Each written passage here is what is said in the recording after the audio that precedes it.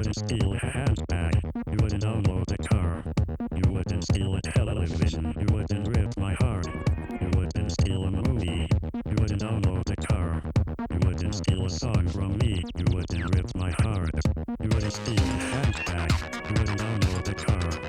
You wouldn't steal a television. You wouldn't rip my heart. You wouldn't steal a movie. You wouldn't download a car. You wouldn't steal a song from me. You wouldn't rip my heart. You wouldn't steal a handbag. You wouldn't download a car. You wouldn't steal a television. You wouldn't rip my heart. You wouldn't steal a movie. You wouldn't download a car. You wouldn't steal a song from me. You wouldn't rip my heart. You wouldn't steal a handbag.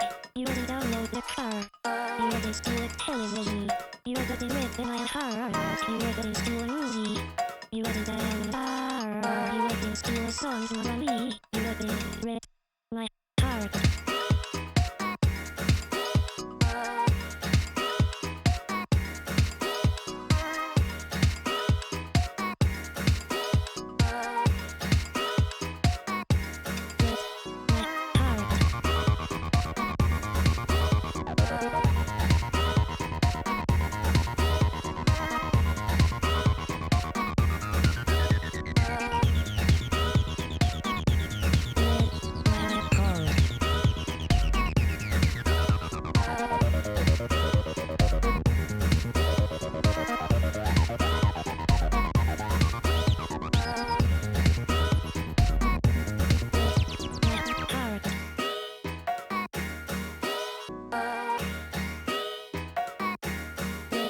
My heart.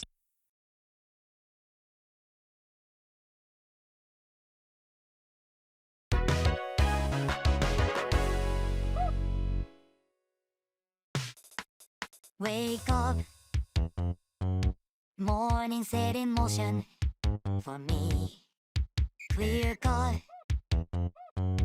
put on the emotion, guaranteed. And when they drag me by my feet, pick me up and march me to the beat, make me complete. I'm miles above the street, staring as I pass me by, myself deceit, and I breathe. Nothing but a shadow, it seems, caught up in routine. Can they see the person beneath? The days go by so uniformly, tightly controlled and determined for me, yeah. Showered in fame, my fans adore me. Only way to fuck it up is to be boring. I don't get the messages, they don't come to me. Everything that I can say is spoken for me, yeah.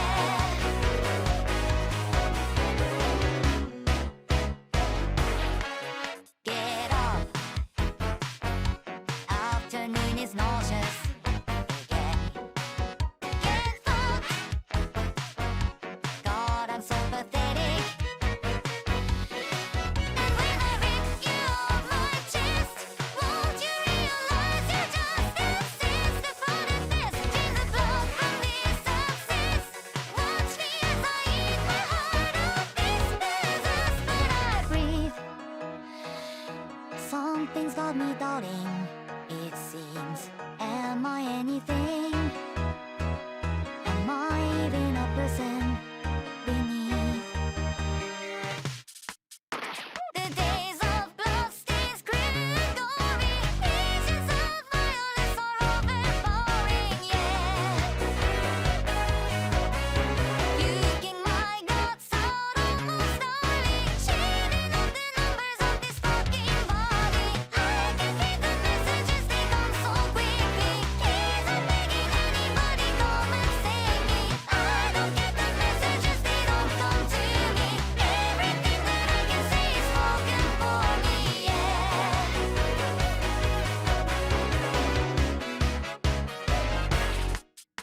I could be a friend or I could be a foe. You make the decision and that's all I know. I could be a sinner, I could be a saint, perfectly devoid of anything I ain't. I I could be a murder, I could be a cause, I can be whatever everybody wants. Oh, I could be a canvas, I could be a doll, I don't think I'm even something real at all. I could be a woman, I could be a man, look into the mirror, tell me what I am. Oh, I could be a difference, I could be the same, try to give me meaning, it's a losing game. Oh, I could go to heaven, I could go to hell, does it even matter, I could never tell. Oh, maybe I am nothing, maybe I am all. Set before I get that started, I can hear the messages, they just don't let me, I can feel the solitary, don't forget me, I can read the messages, they come so slowly, I don't know a single thing and I'm so lonely, I don't get the messages, they don't come to me, everything that I can say is spoken for me, yeah.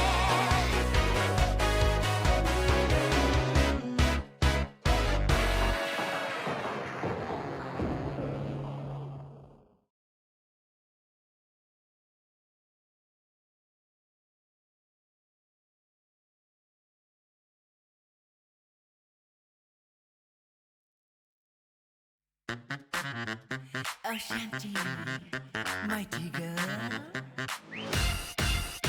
I love no ダンスって変わらないわねあなた思い出の酒今日も抱いて懐かしいわねあの日私夜に夜遊びしたシャレ女のように寝かし込み待ち踊りの時計に誘い待ち止まらないわねルンバサンバゴラゴラマハラジャラブピーサシンがだんだんまこさ簡単なこと世界が悲しみに暮れてる時はさ私のことを呼んでよまざまざああ日が昇る現れたもんシャティマティサチャナスがカカワカカワカカカカワカカワカシャティマティサチャナスは思い出の酒飲んでピッピッシュ止められる才の鐘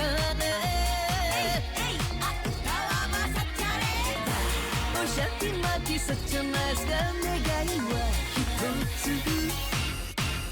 IシャティマティマティI love シャティマティマティ No No シャティマティマティ How not me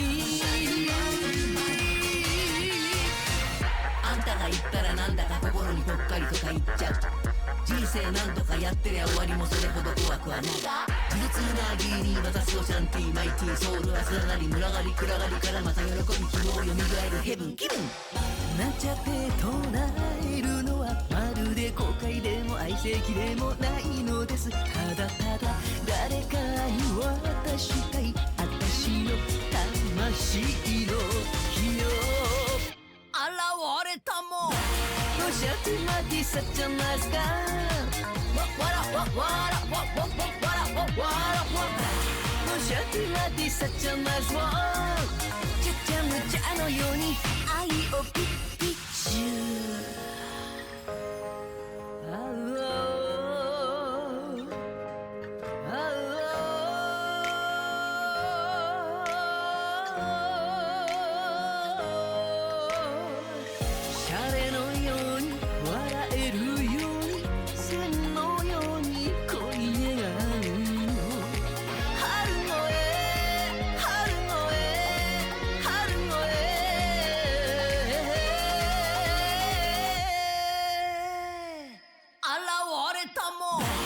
シャティマティサチャナイスガーカカワカカワカカカカワカカワシャティマティサチャナイスワー思い出の酒飲んでピッピッシュ止められぬ才の鐘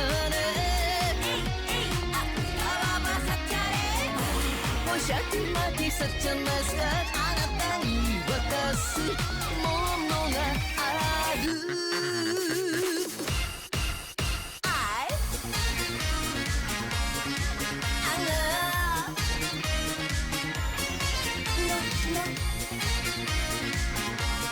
ダンスつって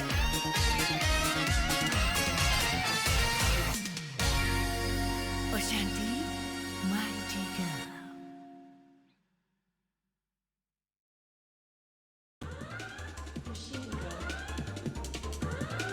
欲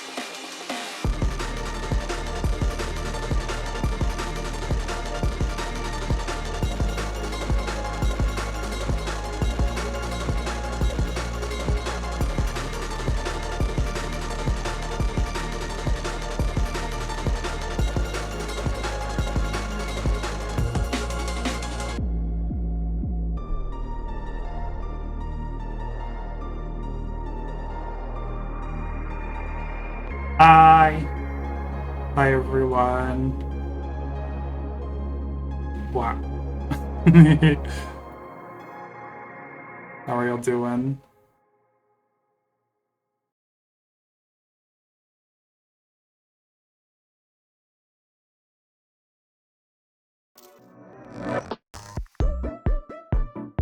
What appears?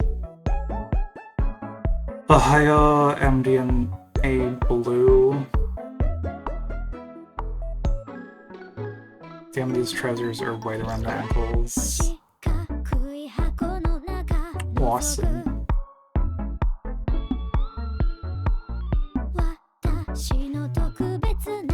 I love when I put on some Japanese song and I have to put it in fucking... I feel an obligation to put the song in like the current song thing. Like, y'all can't fucking read that.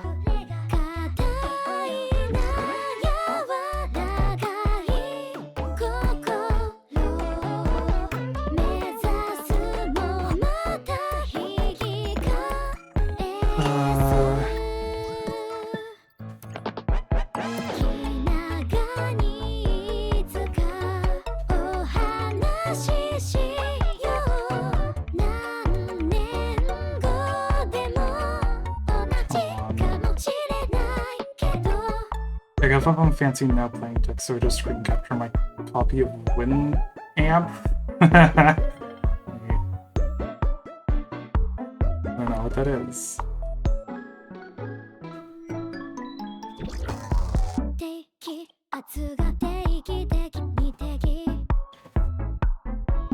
Okay. Bururaito Machi. Winamp is a music player from, I think, 1997. It's very on brand for you, I think.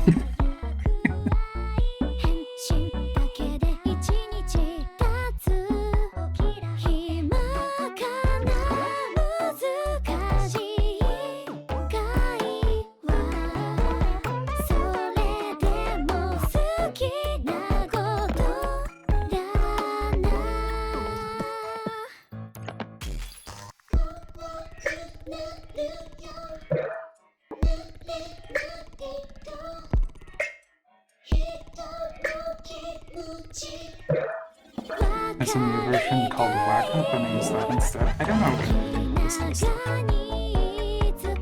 don't really download music, I just like use YouTube and an ad blocker.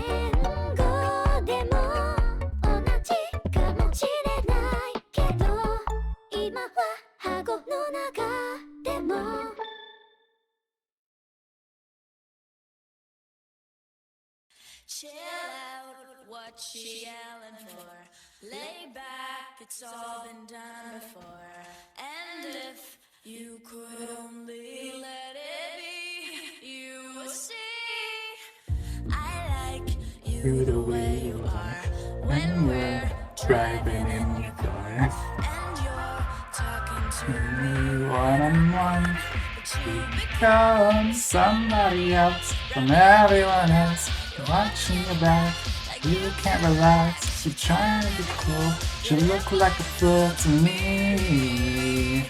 Oh me, why'd you have to go and make things so complicated? You see the way you're acting like you're somebody else, getting me frustrated. Life's like this, you fall and you call and you break and you take what you get and you turn it into. Honestly, promise me you're never gonna find you faking.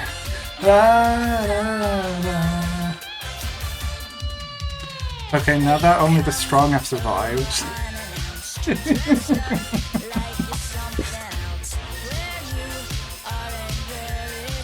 There we go. Got 10 viewers in. Okay. It really takes a while for us to get that much. Today I wanted to play some visual novels on itch.io. And I think the format of this is just gonna be... I have already picked one that looked interesting enough at a glance. I'm gonna turn down the music a little bit, it's like the same volume as my voice. There we go.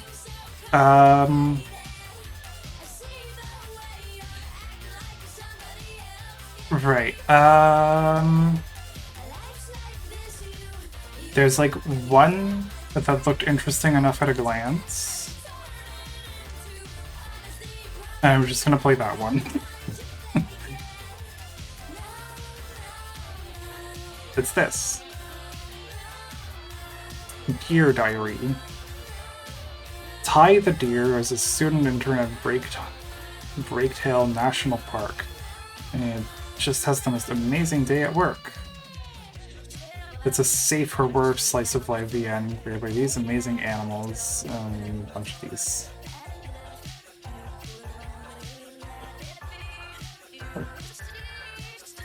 I don't know. Art looked cute. This guy, fuckable. That's all the criteria I need, baby.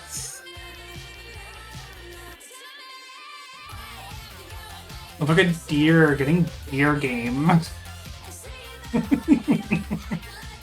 I am predictable. I have cola and donuts now. Fuck yeah. Yummy snack. Oh, of course. Of course. Because of what stacks in me. Yummy Slurpee. I put the soda. Fuck.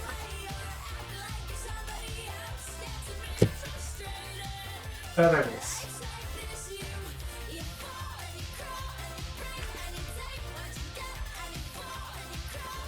Gotta decide that to somehow. Okay.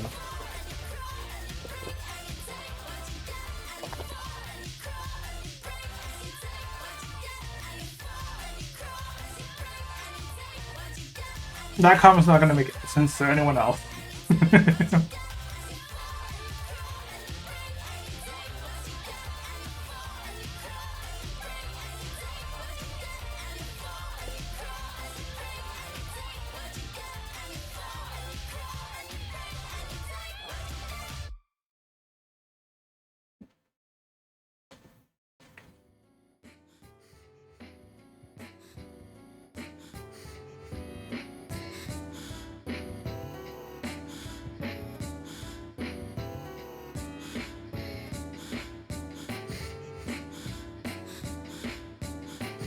I'm probably not gonna stick around and do cleaning, but I am streaming in a couple hours. Okay.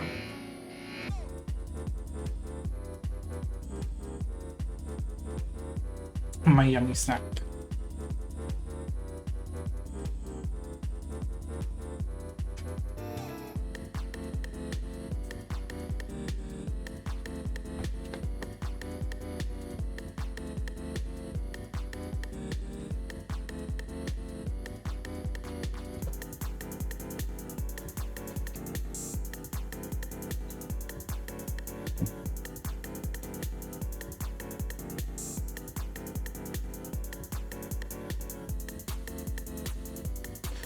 I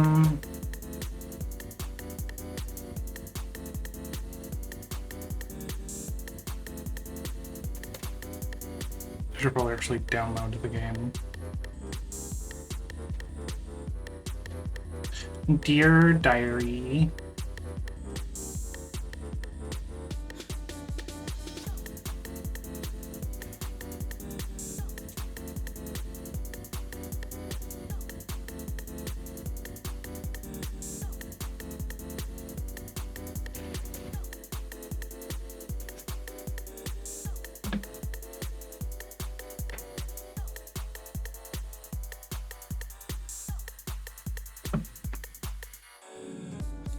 Oh, we'll go to the burger stores and get burgers before my stream. Dinners. Yummy.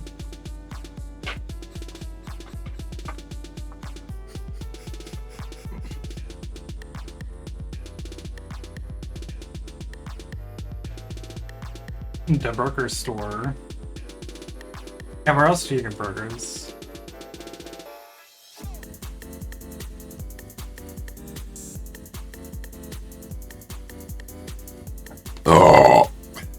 There we go.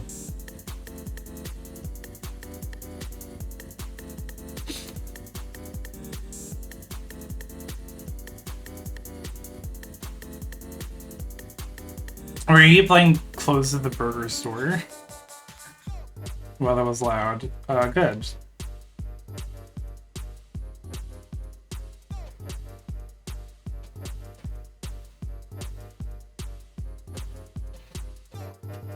Keep meaning to finish that one deer drawing I made on stream. I haven't fucking gone to it. I'm too distracted with my knitting.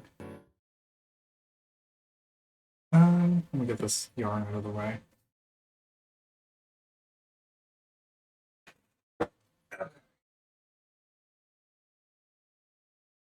Hashtag my knitting. The games and toys.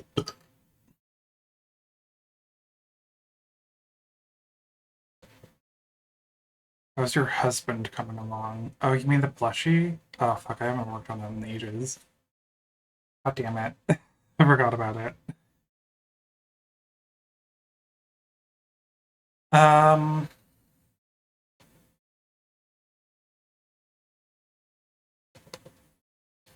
I really like... Such is the way with projects, yeah.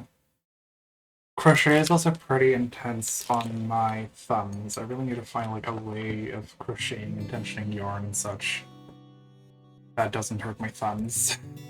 And I haven't found one yet. So I can't work on it too long.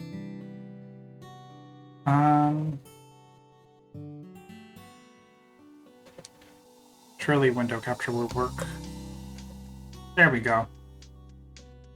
One thing I really like about Ren'Py games is that you could just like go into the files, into the images, and there's all your spoilers. The backgrounds are in WebP format. Are you kidding me? All these images are in WebP format. No fucking way. Why? Why WebP? What?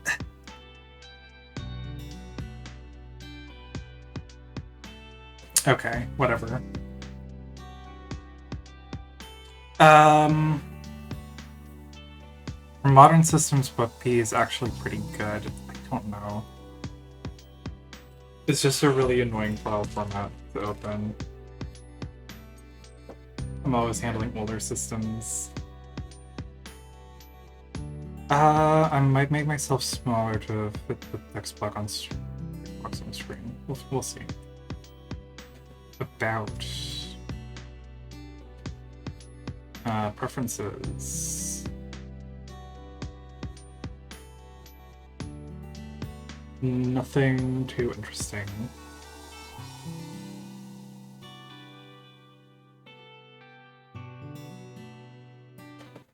Oh, that quits the game. Whoops. Oopsie.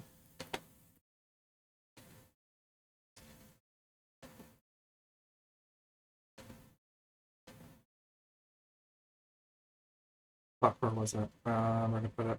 There it is.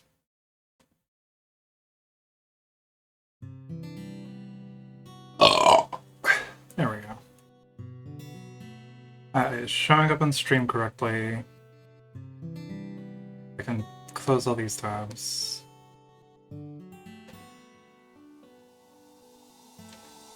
Oop. There we go. We're all good. Start. Me when I'm creaking in my chair. Okay, let's adjust that. Video tube.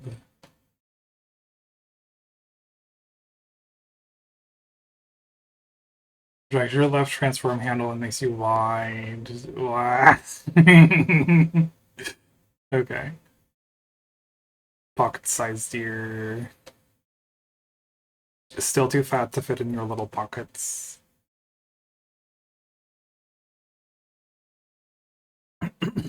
Dear Diary, I can barely contain my excitement. Sorry if my handwriting is shaky, but I can hardly wait to tell you about my day. Most days at my new internship have been pretty uneventful. My boss usually just has me doing busy work or helping out some of the staff at the campground. Today was supposed to be no different, but it ended up being a day I don't think I'll ever forget. There he is. It's fucking Animal Crossing music. Is this Animal Crossing music?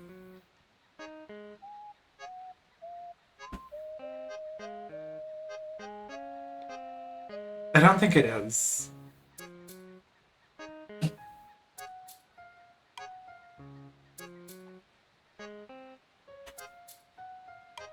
I don't think it's Animal Crossing music because of the way it's composed, but the fucking sound font is like identical to some of the other games.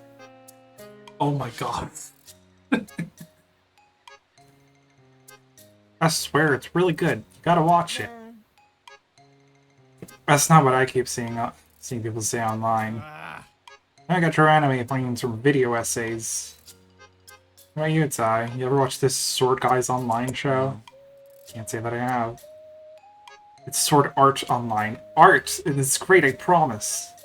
Whenever you say big guy. Oh, his trash anime opinions.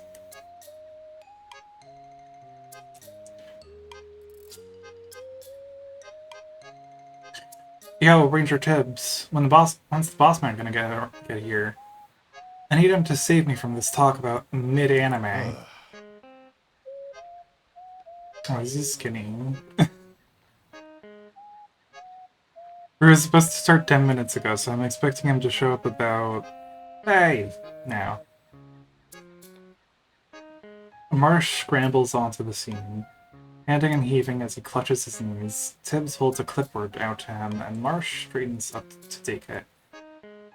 Sorry I'm late. Let's get today's morning meeting underway. I've already prepared the agenda for today. Most of it is about preparations for the upcoming fall season. Yeah. Couldn't have said it better myself, Tibbs. I know.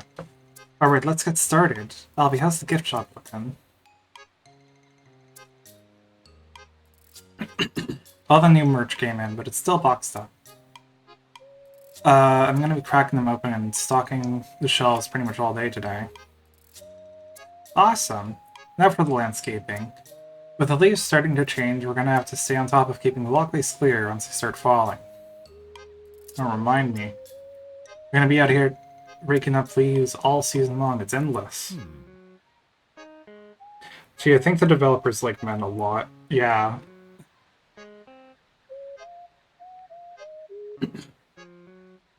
Don't you guys have a leaf blower or two you can use? Yeah, Dustin, what happened to the leaf blower? It's out of commission. I'm not gonna ask. Just focus on keeping the paths clear. Yeah. Let's You do got it. We're working on scheduling for our upcoming events, and that leaves you, Tibbs. You're handling arrivals today, right? Yeah, we've got a few coming in that I'll need to process. Leave it to it then. Alright team, let's make another spectacular day. Here, here, bossman. Woohoo! Marsh, what should I do? Oh, Ty, I almost forgot about you. I think pretty much everything is handled. Why don't you go ask around if anyone needs help with anything? Okay. Marsh flashes the brightest of grins. Today's gonna be great.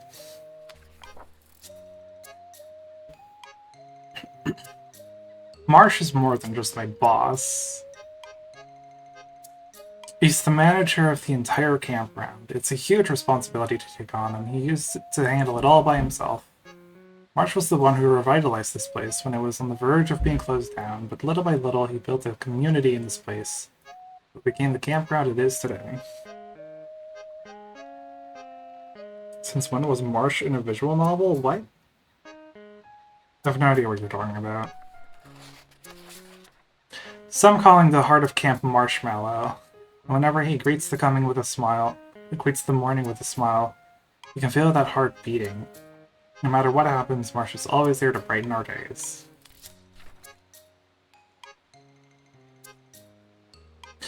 Marsh taps his foot as he reads something off his clipboard.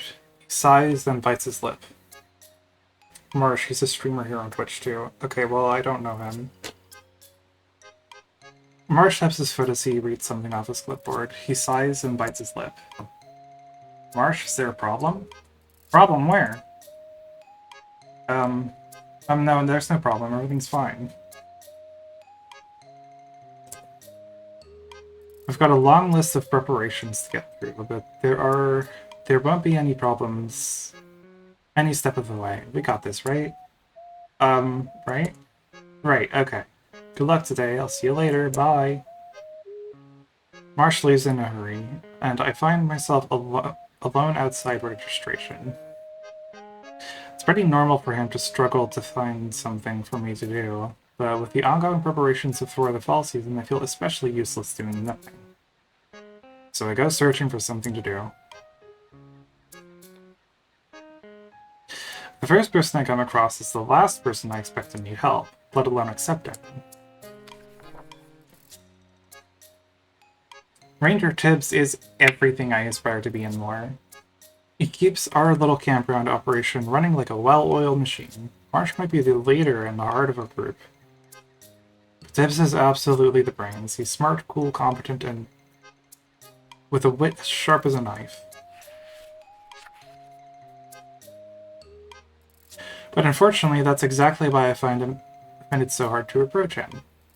I want a chance to talk to him about his career, but he's the spitting image of the perfect park ranger, and I'm just the intern. So we're in totally different worlds, and I'm not so sure he's got the time to waste on someone like me. Needless to say, I decided against asking Tibbs if he needed any help today, because he's Tibbs. He's got everything handled.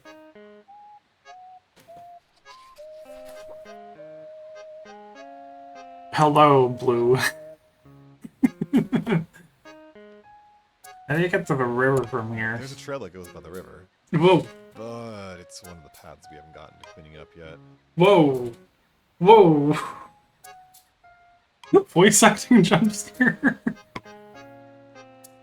Why was that line the one that got... That's very weird. Like... I feel like usually in visual novels, like, the stuff that gets voice acting is like little vocal reactions. Not full lines, and even then it's a weird line to get a full take. I don't know. It's a bit... And now there's no more voice acting, right? Like, it's very jarring. Itch Paint Sister's partial voice acting. I guess I missed that. It's a bit more treacherous than the main paths, but people still use it pretty often.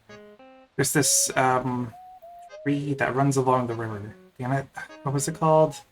Marge is always yapping about it. Anyway, it's got these, droopy things growing on it. Like a willow? Yeah, they're like the things that turn into flowers. You mean catkins? Yes! Catkins. Hard to miss. Once you start seeing those, you know you're by the river. It's very jarring.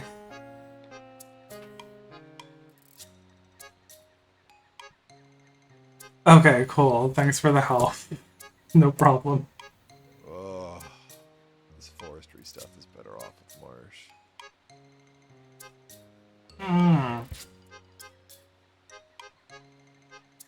I can only imagine the wealth of knowledge a park ranger of this caliber has at his disposal, and one day, if I'm lucky, that could be me. Yo, what's up? See, that's what I mean. That's typical visual novel voice acting. It's not what's said in the text. It's an emotional, like, reaction type thing. Hey. Like that. Like that. Oh, hello, Dustin. You look like a deer in headlights. What are you standing around for, Ty? You're looking like a deer in headlights. Don't I always look like a deer? Don't think so about it. Buddy, what you up to? Marsh, working you ragged? Told me to ask around if anyone needed help. Oh, epic, you can help me out. Here, take my phone, I want to get a video of this. Dustin shoves his phone into my hands, and before I can respond, he darts off, coming to a stop next to a large pile of leaves. Are you filming?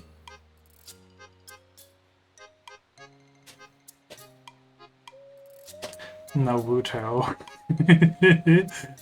I press the record button on Dustin's phone and aim it at the wolf waving at me a little ways away. I give him a thumbs up. Yahoo! I like the way he just like slides off screen. Launched. Dustin does a full cannonball leap into the pile, scattering leaves into the wind. He rushes back at me, a brown leaf caught in the bushy fur of his wagging tail. Let me see, let me see. Dustin snatches his phone from my hands and watches the video I have recorded with the biggest of grins plastered over his face. Aren't you supposed to be cleaning up these leaves? When Marsh get mad if he sees you making a mess? There's like a bajillion trees around here. No one's gonna notice if a pile or two haven't been raked up yet. Now come on, let's get another vid.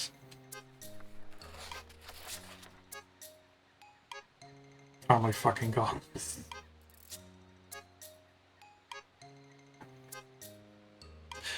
I can't help but envy Dustin sometimes. His boundless energy and upbeat personality just draws everyone to him.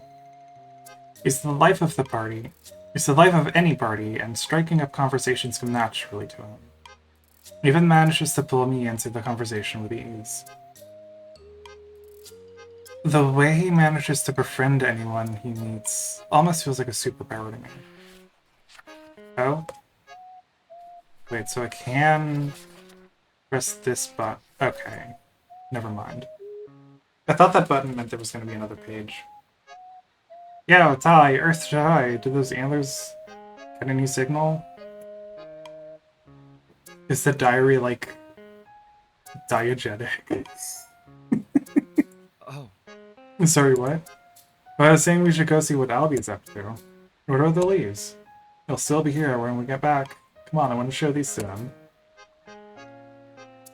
Dustin turns on his heel, but when I move to follow him, my nose hits his back. Dustin, what's wrong? I crane my neck to peer around Dustin's back. He's gone stiff as a board, lips burst and eyes wide. Following his line in sight, I'm met with the sight of Gavin, the campground's local electrician, fiddling with a fuse box. Yay! Oops.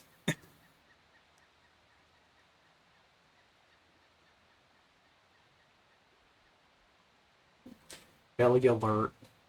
So cool, Dustin, just play it cool. Dustin starts walking again, his movements decidedly more stilted and uneven than before. I cock my head, watching as he slows his pace when he reaches Gavin. He likes kissing boys. And with tray jobs in belly. He's so nervous. Excuse me?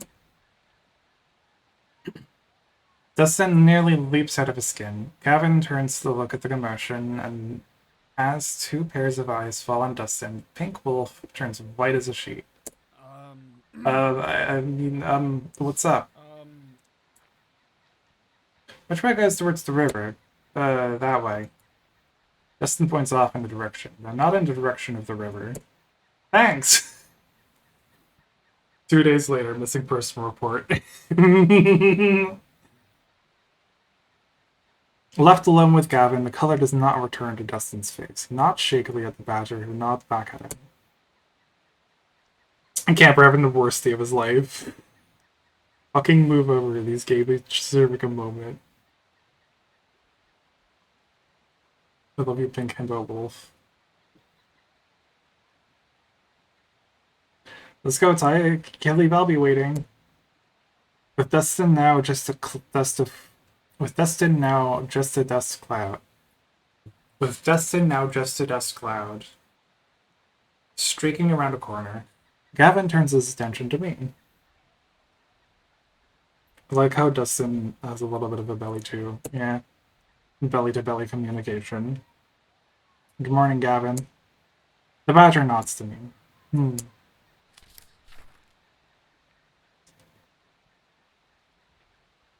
I'm gonna level with you, Journal. I don't really know much about Gavin. He's only at the park when he needs to be. And when he does come around, he keeps to himself. He seems nicer than he looks, though.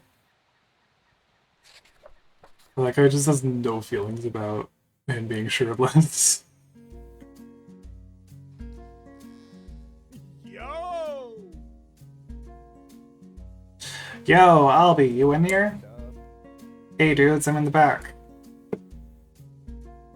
We shuffle through the shop, finding Albie half hidden with a maze of cardboard boxes full of new merchandise for the park's fall season. Oh. Dude, you missed it. I totally just crashed and burned trying to talk to Gavin. Again? Man, what's it gonna take to get you to actually be able to talk to the guy? I'll get back to you when I figure that part out. It doesn't help that he's always running around without a shirt on. Why does he do that? Yeah, man. Because it's hot. It's 15 degrees out today. No, man, it's hot to walk around shirtless. Yeah, I don't think that's really it. Why are they stupid? It's either that or he's just one big space eater that needs to cool off from time to time. I get like that in the winter too. Demonstrate?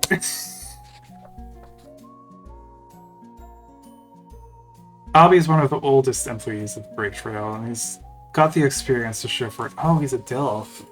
Okay. Dustin's always asking for his advice on just about everything. They've even caught Marsh occasionally leaning on him from time to time. Whatever the problem, Albie's got the solution. They can only hope to one day be as wise and resourceful as he is.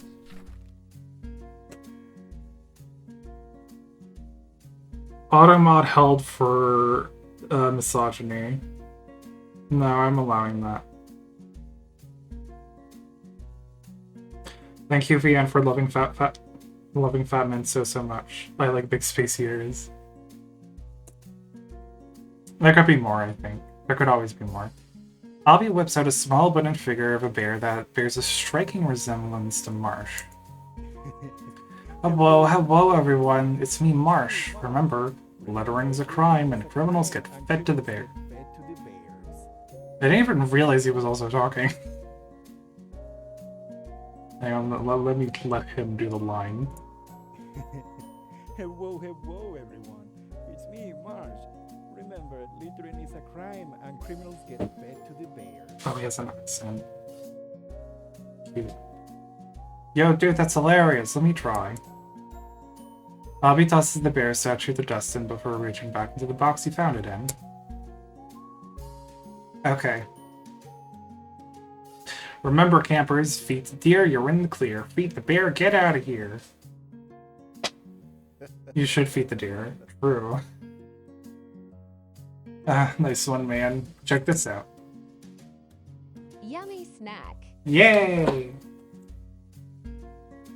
Albie reveals two more statues from behind his back. A wolf and a badger. Oh, Gavin, kiss me like Naruto and Sasuke. Mwah, mwah, mwah, mwah. Albie smashes the two statues together over and over. So much so that I'm afraid he's going to damage the wood. Dustin is less than amused. No way. I would not say that. Oh, sorry, let me try that again.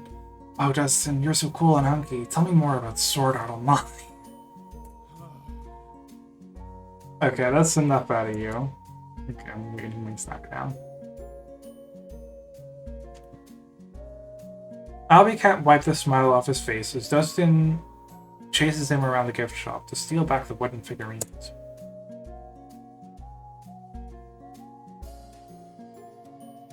As they leave in and out, were displays of cheap toys and animal hand puppets. I reach my hand into the box Albie had been searching through. I pull out another wooden figure. This one a dog. Don't check out there, little dude. I show them the dog. Oh shit, it's Tibbs. Let me hear your best Tibbs. Oh, let me sort you off. Albie snatches the bear statue from Dustin and holds it up next to mine. Howdy, Tibbs. Are you ready for another fun-filled, spectacular day at Break Trail National Park? Yep. The gift shop falls silent as Albie waits expectantly for more material to bounce off of. We'll have to work on your end. Sorry. I guess Ty is just like a thoroughly unimpressive guy.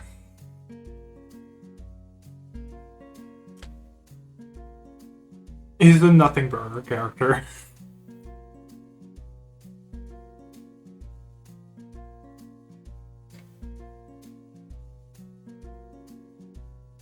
Don't be sorry, little man. Here, let me give you your first lesson. Albie swivels around me and swipes a fox mask off a display. He holds it at arm's length, staring directly into the mask's empty eye holes. Have to feel the character, become the character. Think not what to say, but what Tips would say in this very moment.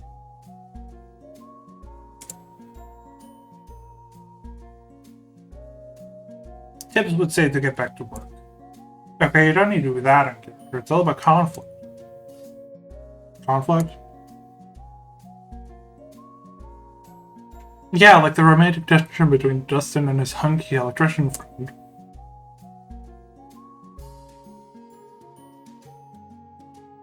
Or the climactic struggle between two lifelong rivals having to fight about. We have to get this fucker to watch an anime that isn't a shonen.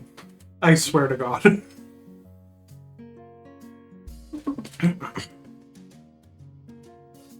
I thought that everyone agrees he's hot. Yeah.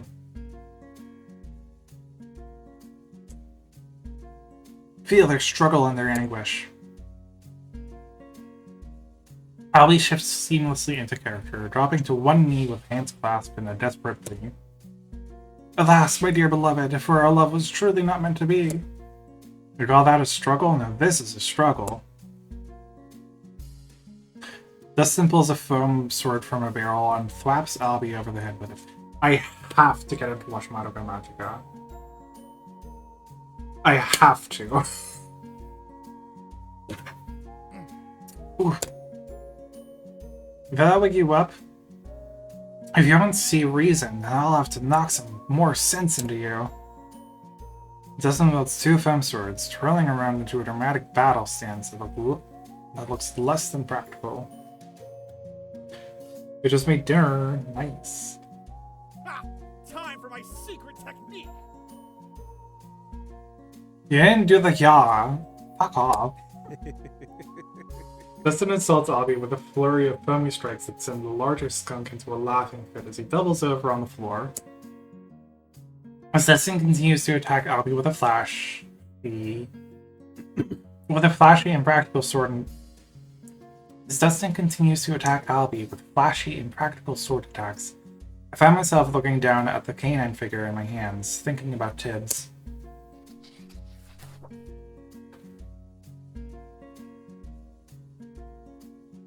Stepping into the shoes of someone who has already achieved everything I set out to do. The idea feels impossible to me. Tibbs is a fully realized park ranger, a man living the life I've only dreamed of.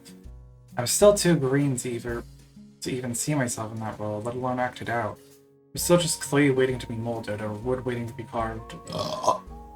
And I can't help but wonder, when that day comes, when I feel complete, will I look like this little wooden Tibbs? These thoughts, they'll follow me all morning, even as Dustin and Albie treated me to lunch at the Honey Pot.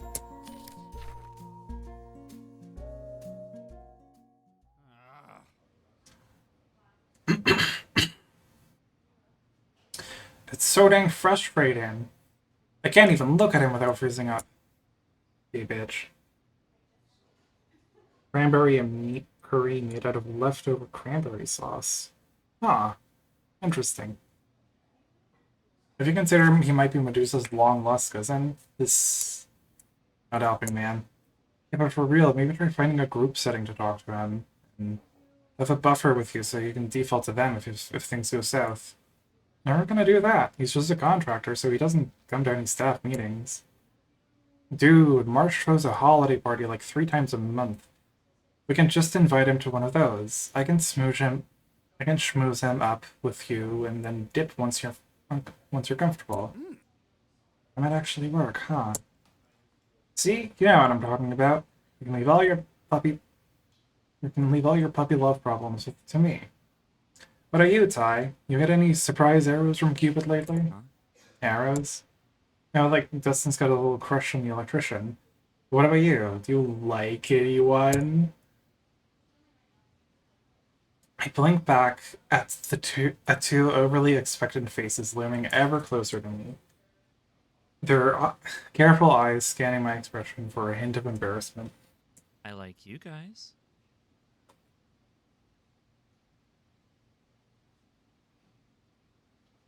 Tai, you cannot be this fucking obtuse.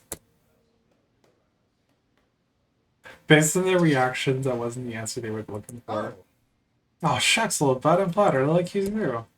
Can't be the only one dealing with a hopeless crush at work, can I? I'm certainly not pining after any honkies or honeys right now. I don't think I can say the same about Tibbs, though. Huh? Tibbs? Ranger Tibbs? Talk to me and get your face chewed off? Tibbs? With who?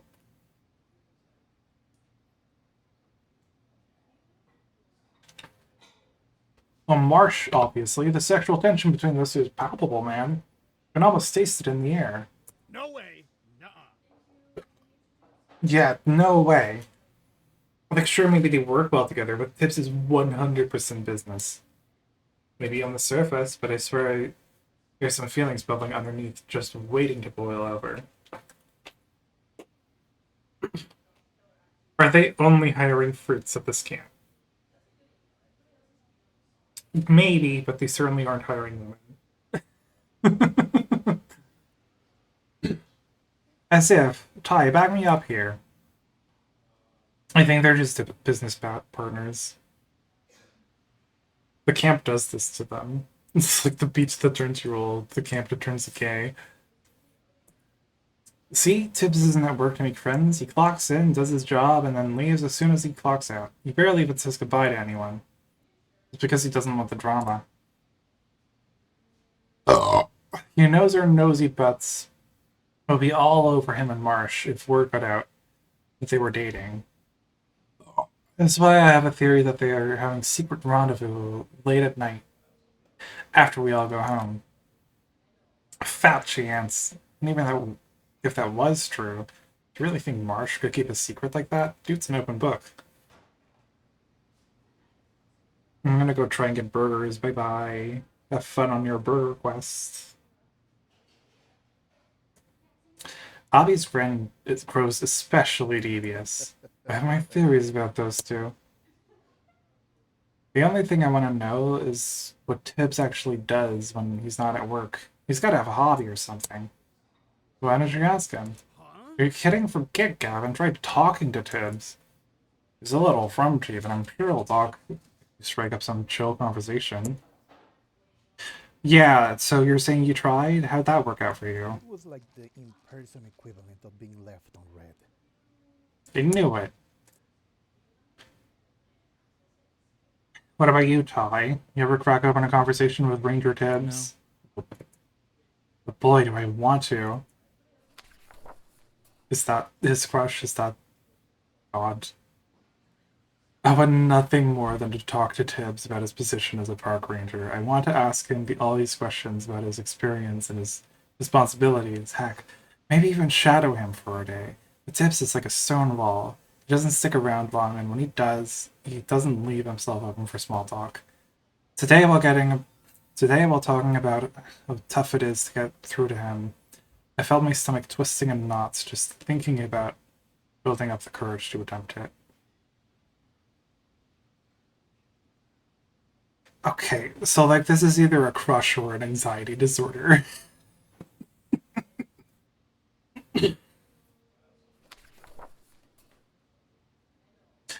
Little chances popped up throughout the day, moments where I had little exchanges with Ranger Tibbs. They were always brief and always about work, usually about Marsh's whereabouts. Every time I felt myself lingering on my words, silently debating if there was time to say more. Tibbs was always gone before I could make any second guesses. But as the sun started to hang low in an increasingly orange sky, an opportunity I would have never expected arose. There was an emergency at the campground.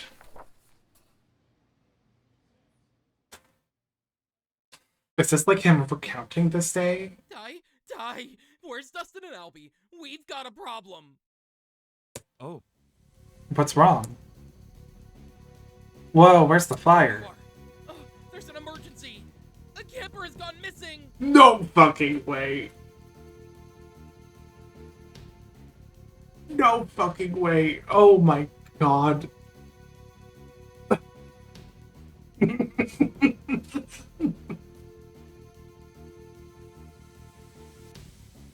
I fucking joked about it. I didn't think they were actually gonna do that.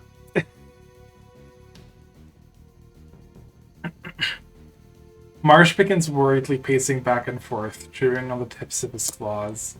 Oh man, what are we gonna do? What are we gonna do? Well, calm down, boss man. Let's take it from the top. How do we know there's a missing person in the park right now? Excuse me? I reported him missing. Oh my god, another deer. Who has like the exact same silhouette. Oh my god, okay. My friend went out for a hike this morning and he hasn't come back yet. Looked everywhere for him, but I can't find him anywhere. Oh, we've got to find him. What if a bear got him? Or he fell into the river? Or... Oh my god. Ugh. Let's not jump to any conclusions. We'll put together a search party. A search party won't solve anything if he's dead. Well, you can't find if he's dead if there's no search party to find out if he's dead. Oh my god! But could you please get March out of here before he whips anyone else into a frenzy? Come on, boss man. Let's see if we can get you a paper bag. Hey. Don't worry, I've got this all under control. I won't let anything bad happen. I promise. Marsh's eyes widen for a moment, but then his expression softens, and he nods solemnly to Tibbs. I'm counting on you. That's what I'm here for. Albie holds his hand up to his face as if to block it from Marsh's view. He silently mounts to me and Dustin, secret lovers. We should split up and start searching while we still got daylight. I'll take Marsh to registration and let everyone else know what's going on. We'll party up from there. I'll gather up the landscaping crew and start searching. Smart thinking, you two. Tips turns to the bandit camper among us.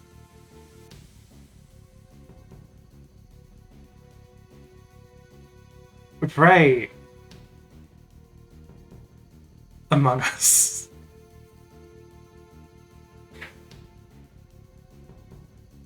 So there's like feral bears, I guess. Could you give us a description for your friend? Yeah, he's a dog wearing a blue jacket. I can work with that. Pass it on to the others. I like how little identifying information is necessary. Goofy Pluto logic, maybe. Hey, what should I do?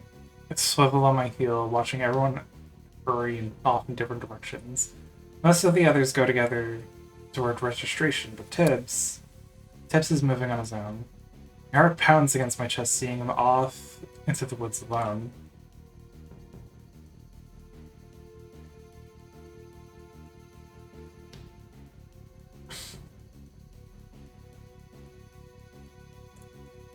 He's Tibbs, right? He knows what he's doing. I should worry about meeting up with the others and leave him to his business. At the same time, darkness is quickly falling over the park. My own antlers cast a shadow that stretches across the grass, reaching out to Tibbs as he strides single-mindedly towards the forest. He'll be fine, right? I've got to follow him. I don't care how competent he is. Tibbs shouldn't go out in the forest in the dark. Thinking back, I don't know where I found the courage to make that decision. Whenever I run through the events of this evening in my head, I see myself following Albie and Dustin over and over again. But I didn't. I saw what I needed to do and acted on it before my bravado could pass. I chased Ranger Tibbs into the woods as fast as my legs could take. I like that he's writing it like it's a fucking novel in his own diary. They have the phrase deer in headlights. Yeah. It's weird. I think like most furry media, you're not supposed to think about it too hard. Tibbs strides quickly through the brush, ignoring the path as he moves in a straight line into the depths of the woods. His head is low as he mutters in hushed fashion, in a hushed frustration under his breath. Like, I've been thinking about Zootopia a lot lately, but like in Zootopia, But they have ice cream. Like cream ice cream. They have cheese, right? Where is that coming from? As far as I can tell, there's no cow characters anywhere in Zootopia, right?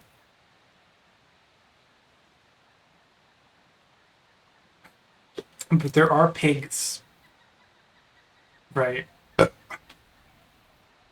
And like, while the world is divided into like predator and prey, they never mention like carnivore or herbivore.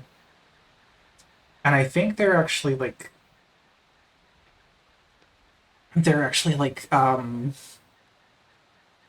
very particular about that, specifically to avoid the idea that those predator species might actually just eat other animals like they do in real life. But also, it's clear that at some point they did do that.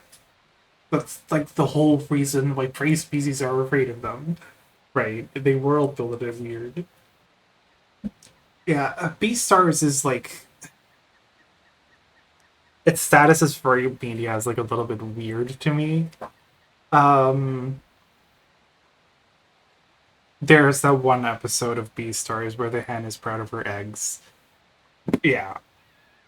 But Beastars is very much starting from okay, these animals gained humanoid bodies and human intelligence, but all of their species features are still there, and world builds on top of that foundation, right? Furry is usually an aesthetic layer on top of a very human setting, right? Which is why most furry media that I've seen that's made by furries for furries doesn't world build too hard. Because that shit's boring. It doesn't matter. It's not the interesting part of furry media. The interesting part is that it's sexy.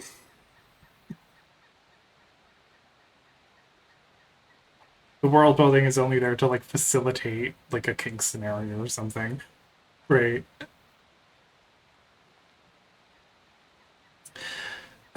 Tip strides quickly through the brush, ignoring the path as he moves in a straight line into the depths of the woods. His head is low as he mutters in hushed frustration under his breath.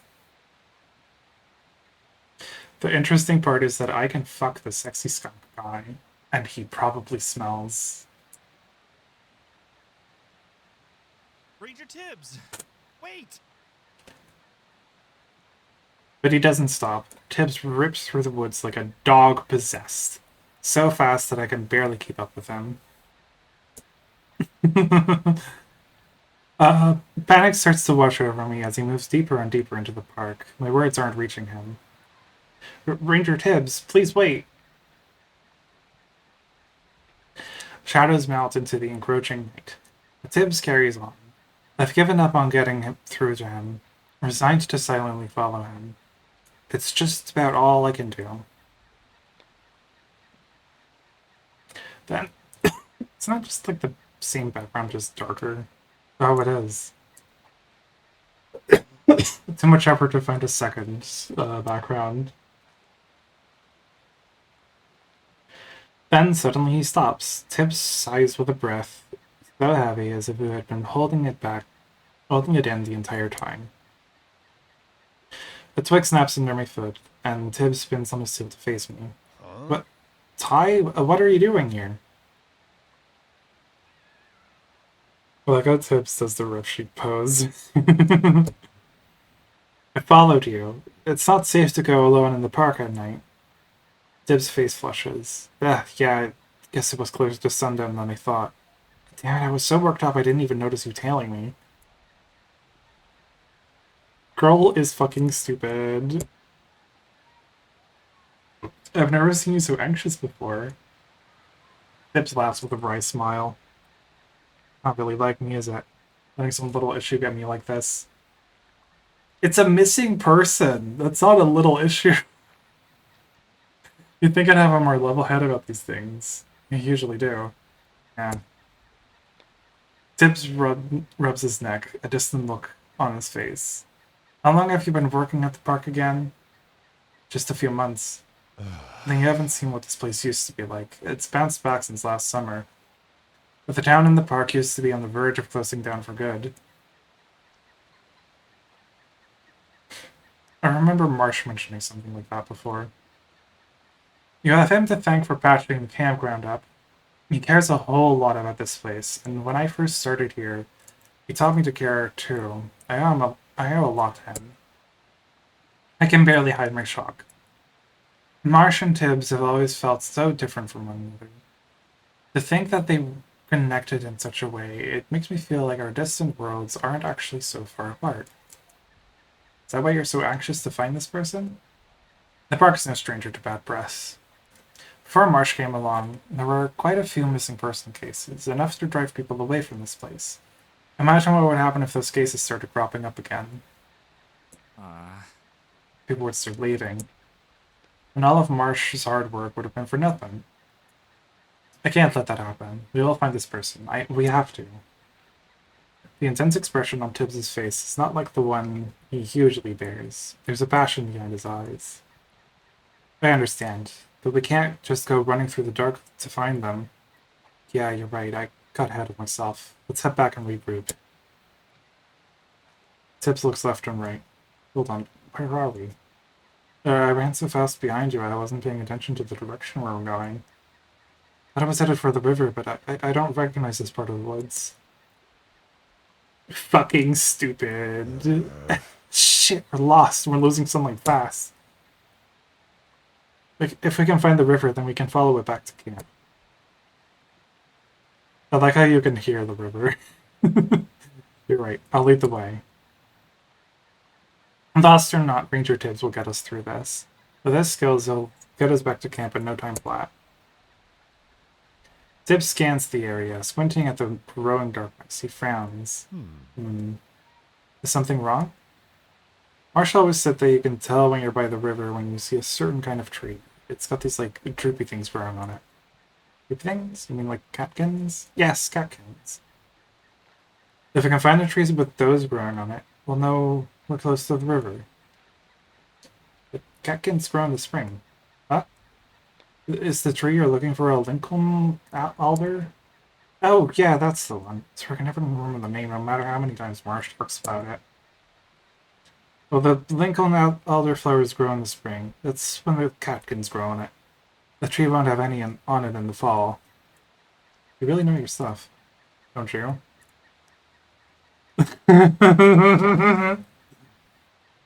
Fucker doesn't do his job. A hint of embarrassment shows in Tibbs' face, but he quickly shakes it away. I must have forgotten. If you know how to identify this alder, then you should lead the way. Oh. Me? Of course, it sounds like you're the expert, so I'm leaving it to you.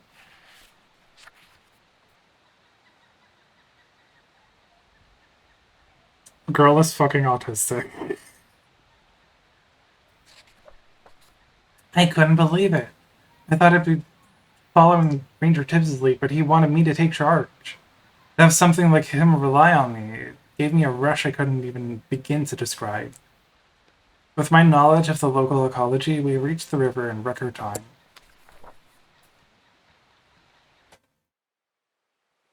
The river, just in time too. Let's follow it back to the campground. Wait for me. We hurry back, following the coastline until finally the registration building comes into view. I feel like coastline isn't the right word for that. Like, usually you'd say the bank, the river. I don't know. Dibs!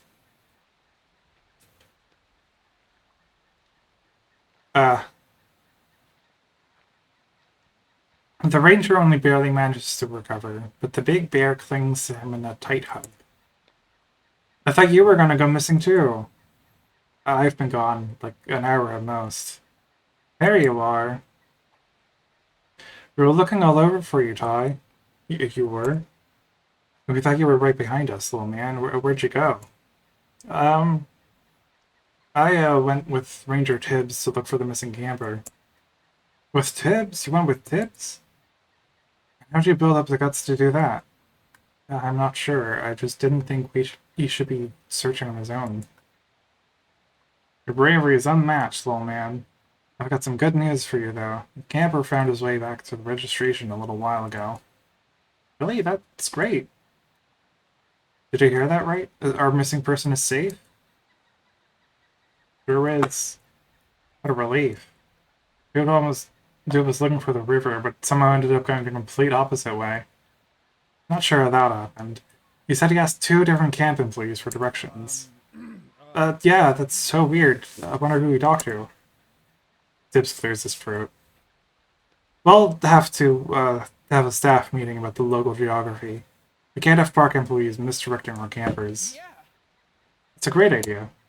And would you like to lead it? Oh. Me? Yeah.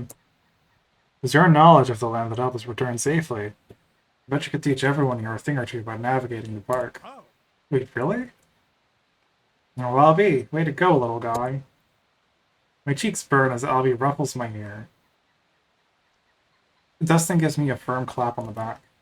I'd be honored. We'll add it to the agenda. Woohoo!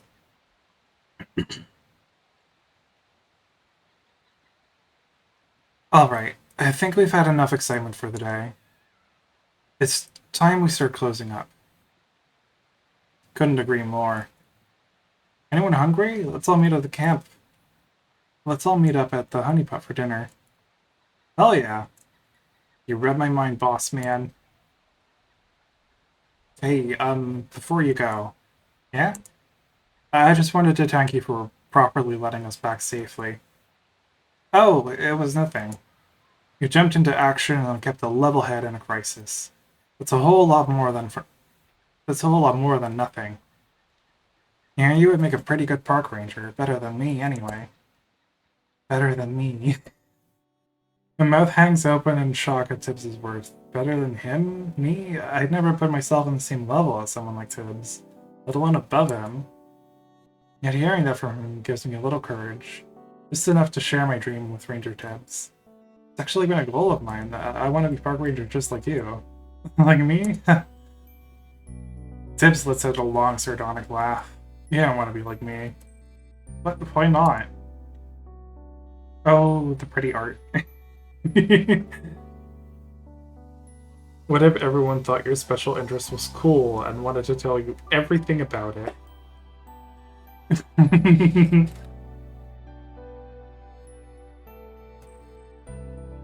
It's a long, complicated story, but to make it brief, I messed up. My last job didn't go so well, and this was just about the only assignment that would take me. I didn't know that. I try not to talk about it much. I used to think having to work this job was the end of the world. But all that baggage on Marsh, and nearly made everything worse for both of us. Might look like I've got everything under control, but I've made my fair share of mistakes. Today's pretty good evidence of that. You can't be perfect all the time. If we could, then I wouldn't even be here. Tibbs looks off towards the sunset, his eyes distant. All this time I've been thinking of Tibbs as this untouchable image of the perfect park ranger. When he turns back to me, he steps off that pedestal and looks at me as an equal. Tibbs, I'm glad you made that mistake.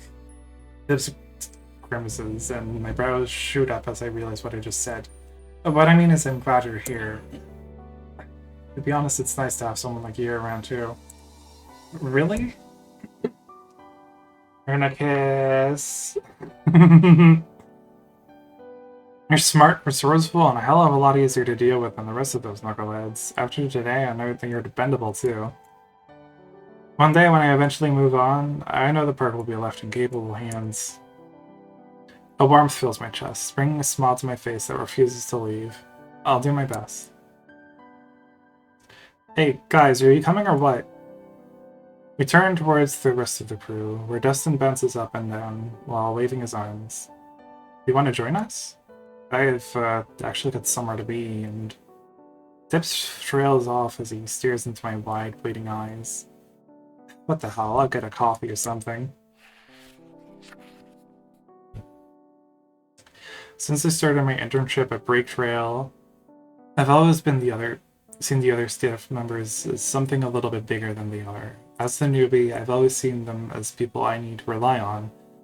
I never once thought that any of them would come to rely on me. But after today, I know that's not true. I have something to give to this community, so I'm going to give it my all. It starts with this presentation at our staff meeting, but tomorrow I'm going to start asking Marsh and Tibbs what else I can do to make Break Trail the best campground it can be. The end.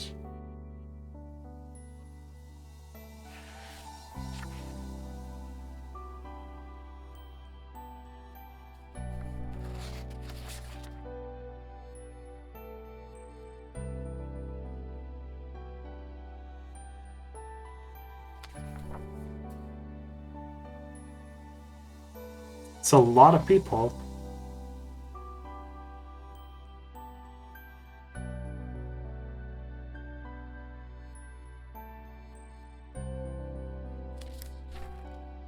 Bubonic plague? Damn. Can't believe an illness worked on this.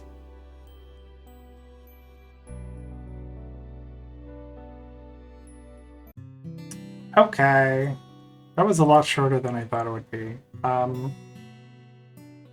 gonna have to find another one.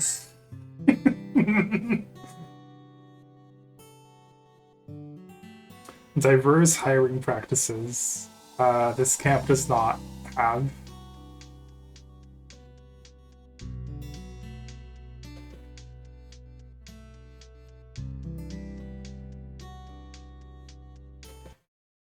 All right. I'm gonna take a little break. I'm gonna find another visual novel to play. And I'll be back.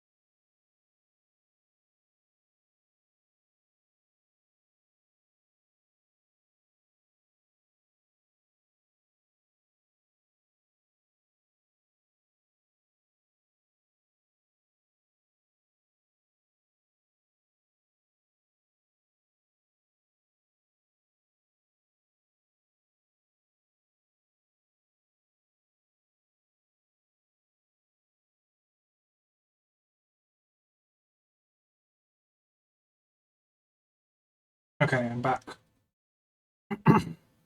Sort of. Um, I found a fun. Sounding visual novel that is called Lizzie Smithson Commits Intellectual Property Theft. It's a brief 5-minute story of her OC, Lizzie Smithson, meaning various characters from popular culture, including Sly Cooper, Disney's Robin Hood, Heathcliff the Cat, and Clefairy from Pokemon. This was kind of a tough project to make. I see a lot of former webcomic artists switch mediums to visual novels because they're supposed to be easier. But I found this thing much more challenging to make than a comic of similar scope would have been. Well, it was educational anyway.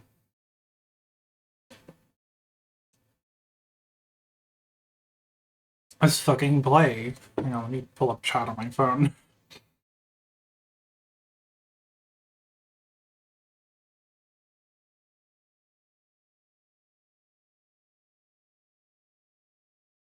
Oh, chat isn't loading correctly.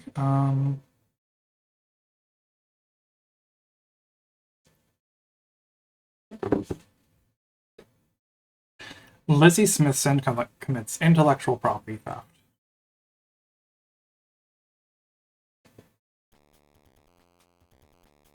Another boring day in Mega Cincinnati. I think I'll watch TV.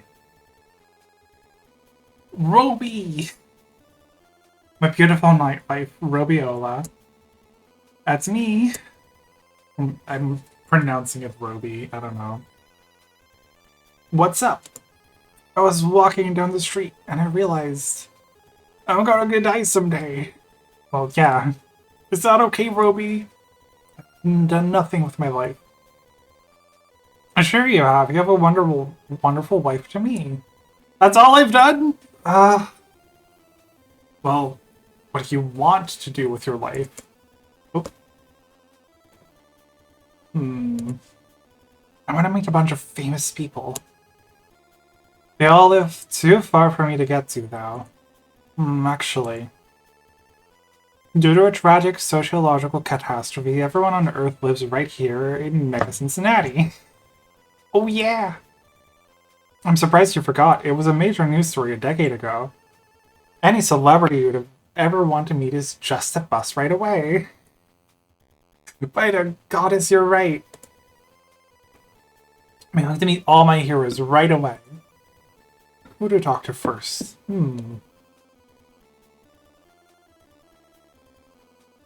I kind of think Heathcliff will be the funniest, but like, okay, well, whatever. Wow, it's Heathcliff! Oh. Mega Cincinnati's favorite orange cat. Name's not Heathcliff. It's Catherine. I transitioned. It's none of your business. Oh, sorry, Catherine. You're still the best orange cat, though. How many orange cats are there, even? Famous ones, I mean. Well, there's Garfield, Bill the Cat. There's O'Malley from Disney's Aristocats. Does Hobbs from Calvin and Hobbes count? He's a tiger. Look, thanks for the attention, but I have places to be. Nice meeting you, goodbye. But she's gone. I can't believe I dead named Mega Cincinnati's favorite orange cat. I want to die. Meet Clefairy. Oh! Oh, it's my favorite Pokemon, Clefairy. Clefable. You're the best. Clefable. I remember when you learned Metronome. It blew my mind. Clefable. It's established almost the beginning of the game.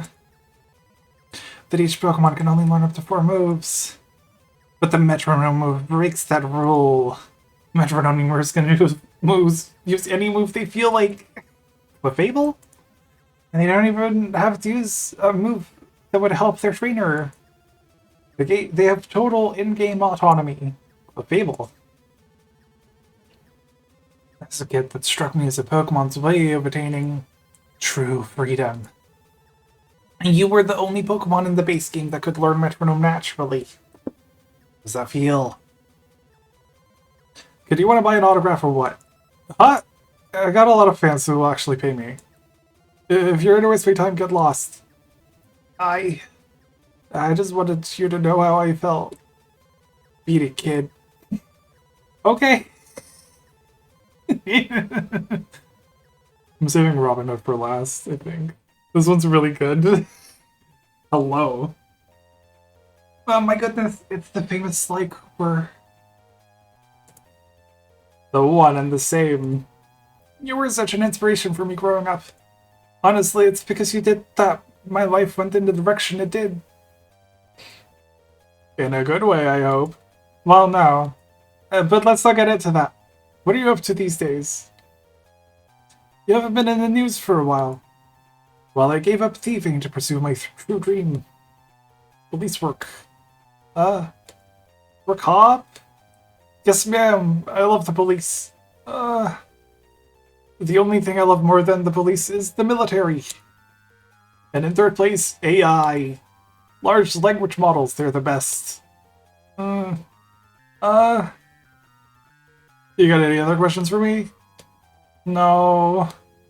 Actually, maybe just one. Aren't you stranded in ancient Egypt? How'd you get back to the present? No! What have you done? You caused a time paradox. Oh fuck, I just killed Sly Cooper.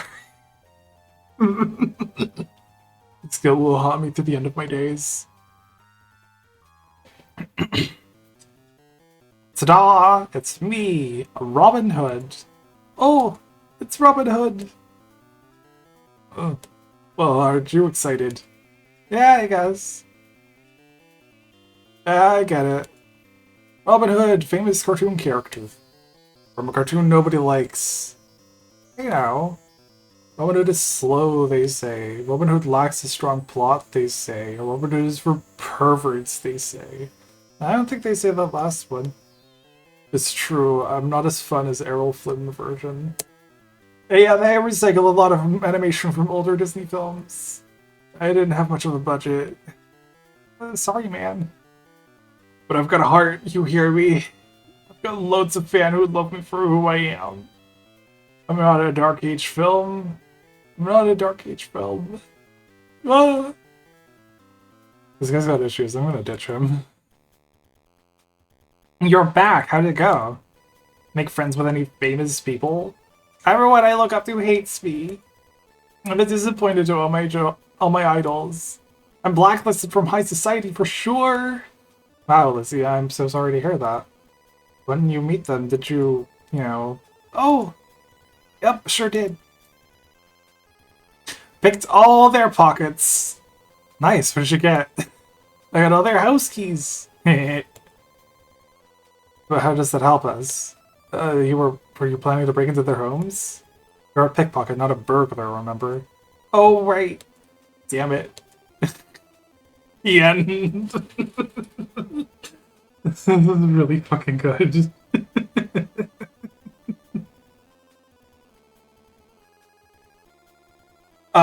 Excellent. I like the short scope of it. I like that it's small and you just like rapid fire beat these characters. It's really funny. Way better than the last one.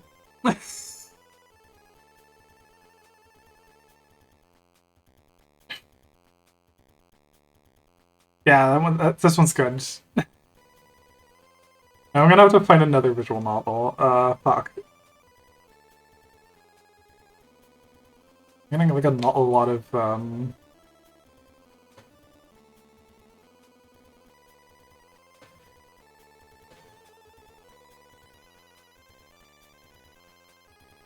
fuck, I don't know.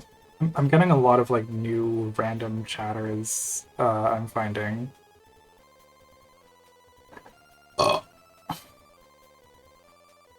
And I'm thinking it's because I added the fat fur tag. I know what you are.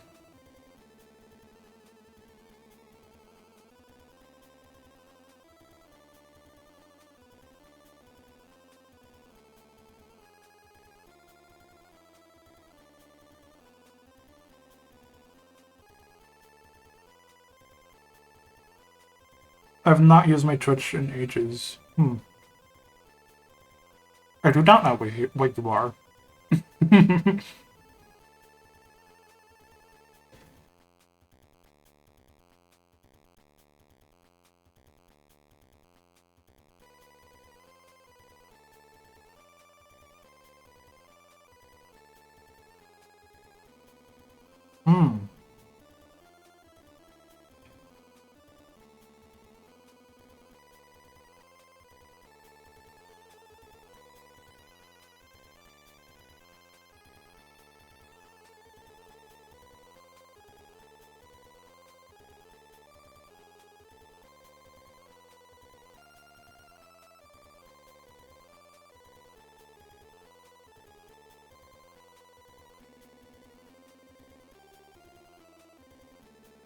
I'm kind of browsing for like literally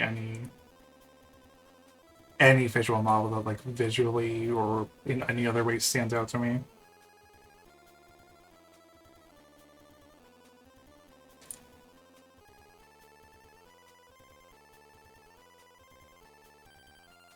Hmm.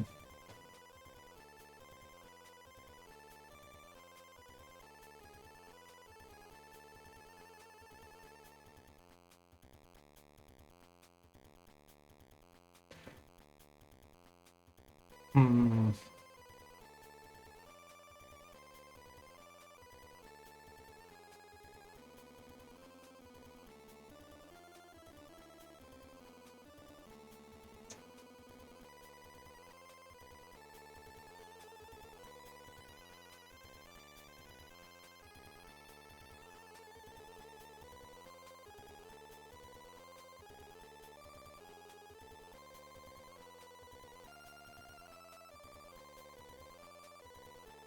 There's a lot of fucking furry visual novels. I've been scrolling for like 2 minutes.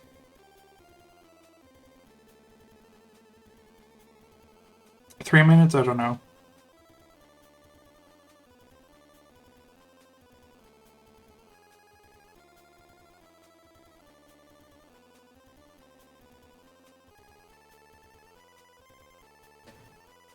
Oh, wait, I know this artist.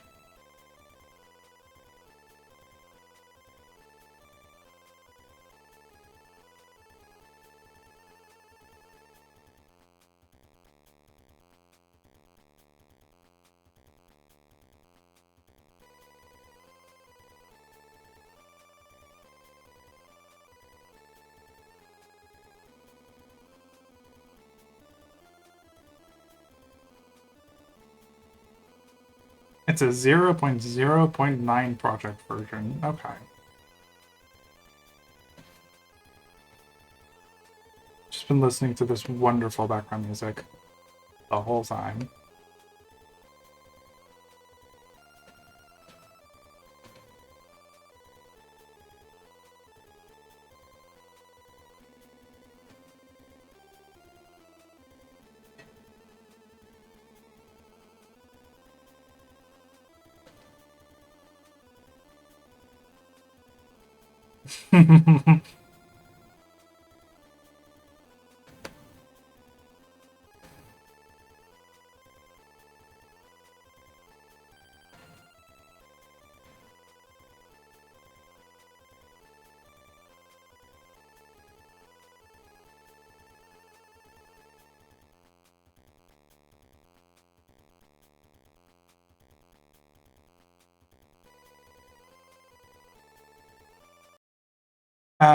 Okay.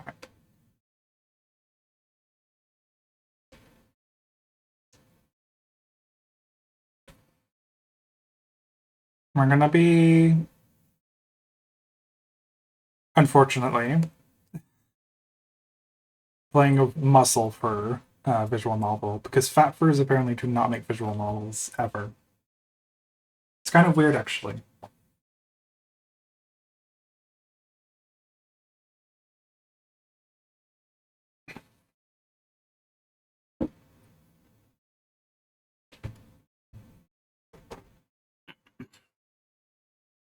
Ladies and gentlemen, today we witness his liftoff. He's aimed at the stars, but will he reach them?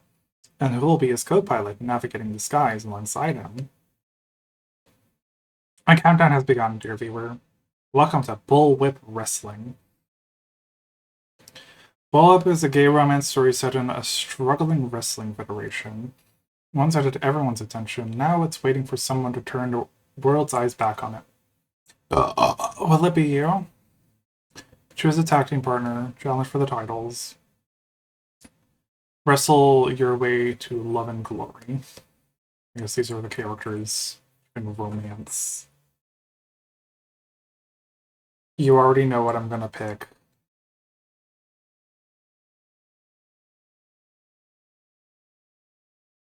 Bullwhip is a hobby project I lovingly chip away with when I'm able to, and commission assets for when I can afford it. It will not have a set release schedule, and updates will simply be posted when they are done. The game will likely have 18 plus content somewhere down the road, but does not currently. Thanks for checking it out. So it is an incomplete project. Another short one, I guess. Picking short things. Let's see. Another Rempy game I can dig around in the assets. Oh, there's a lot. Oh, there's a lot of characters. Another WebP. Oh, they're constructed like puppets again. That's interesting. Like little paper dolls. WebP. I don't ever pee on the web. That's fucked up.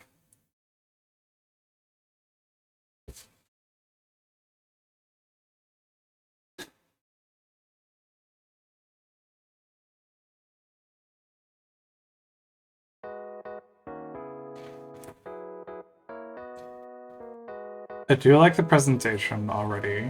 I'm gonna be real.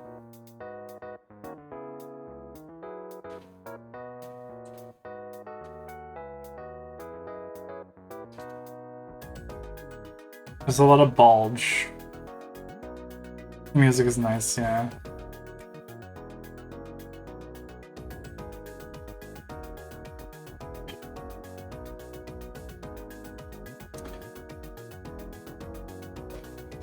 This is like the dumb jock visual novel, isn't it? Ah, blank sheet of paper. Go for it. What? Wow, okay.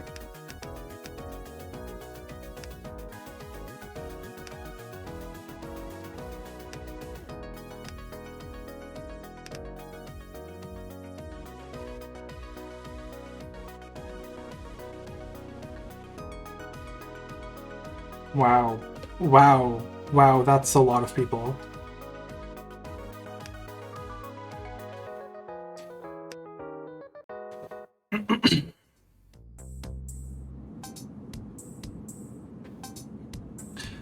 You stir from your slumber as the airplane descends on the sky. Let me check if I have my sensor bar active. Yeah. Okay, it's still Conquer.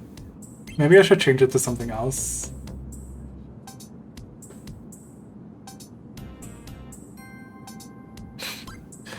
Safe for work caster. Can I like turn it?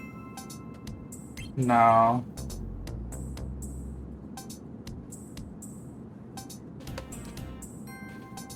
I need my sensor bar to be something funny.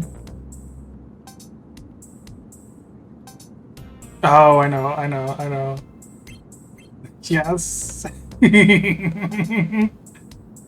This is for when something horny happens and you're not allowed to see it because we're on Twitch and it's family friendly, quote unquote. Yummy snack. Yay!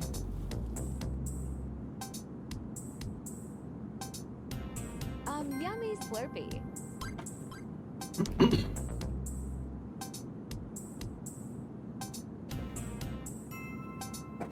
Okay.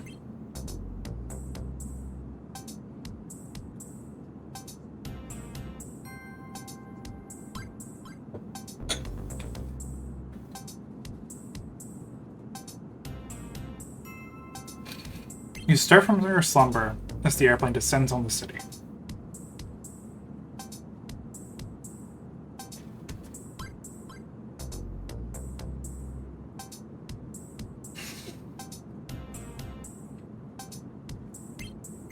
You didn't sleep much last night. No wonder. Everything changes today. New town, new job.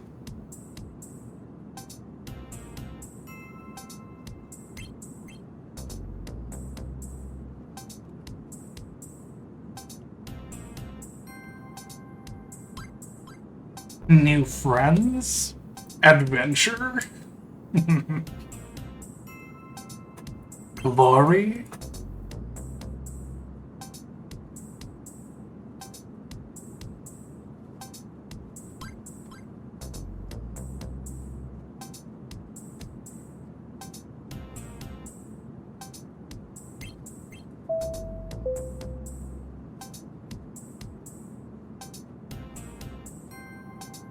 Ladies and gentlemen, the seatbelt sign has been turned on, and we're on our final approach to into Regent City Seabold Airport. I just wanted to bob in and say that your avatar is really cute and huggable. You can say fuckable. It's fine. We're horny bitches here.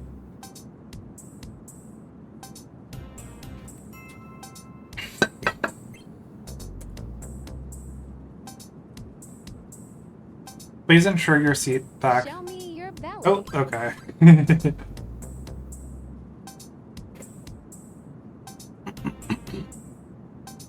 Please ensure your seat back is in full upright position. Tray table is closed, and carry-on luggage is safely stowed in the overhead lockers. Ensure your seatbelt is fastened and ready for inspection. Please take this time to review the safety card.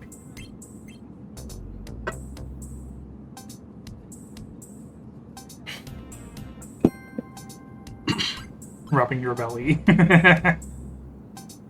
On behalf of Thunderbird Airlines, we thank you for flying with us and look forward to welcoming you aboard again soon.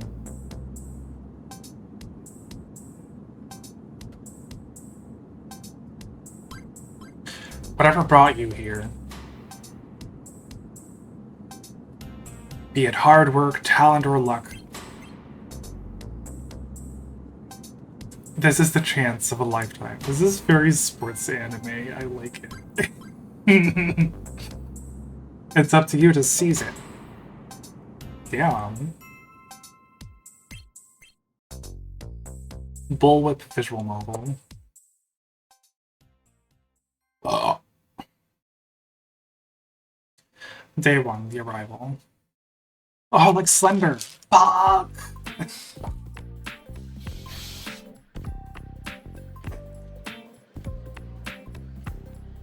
The sliding doors... Oh. Hello, I've been asleep all stream, but I hope you're having a good time. I am. I'm very impressed by, like, the visuals in this, in this visual novel. The sliding doors split open like a bursting dam, flooding the arrivals hall with buzzing passengers. They surge around the railing in their way, joining the sea of people waiting for them before draining away. It sure is flashy. You're the last to trickle from the baggage reclaim area. Your bag came on the conveyor belt, and now it hangs loosely from your fingers, almost sweeping the floor as you walk. You glance at a clock in the hall, 2 in the afternoon, and most of the day is still ahead of you. You sigh, imagining what it'll feel like to slump into a bed when it ends. A whiff of coffee and melted cheese worms its way up your nostrils. We're finally here. Looking for signs pointing to public transportation, you see a charcoal dragon leaned against the wall just across from you. Oh, I forgot to get the drink.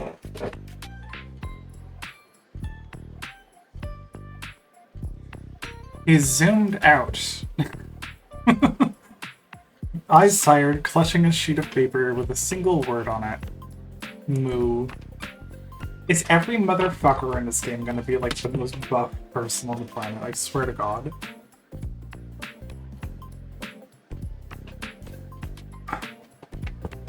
This is why I don't respect skin for art. His ear twitches once, then again. If Having seen the artist's work, yes. Yeah, I know. I'm familiar with this artist's work. He snaps out of his trance, dazed. Then he glances down at his own sign. Me when I look.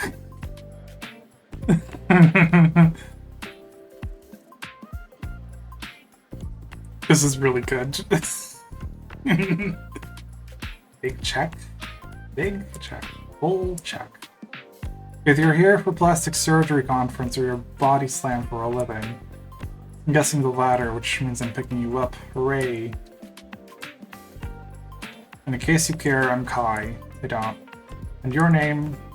Oh, the tip of my tongue, I swear. I get to choose a name? I feel like I'm playing a character already. You can't do this to me.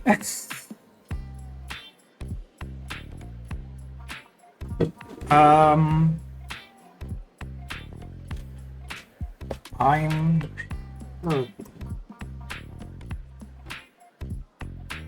Damn.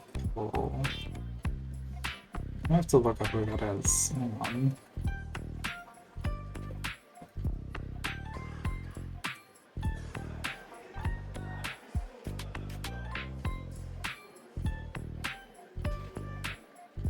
Okay.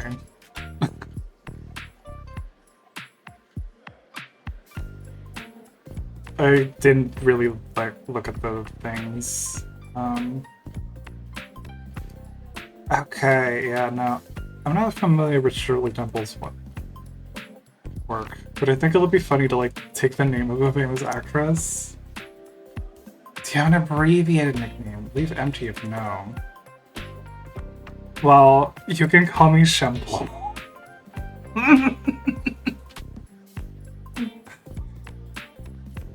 Tequila. I can't. It's really not Shemple. It's Shirley. Shirley Temple. Shirley Temple was a child actress from the 1930s, 40s. She got famous for being precocious small little child.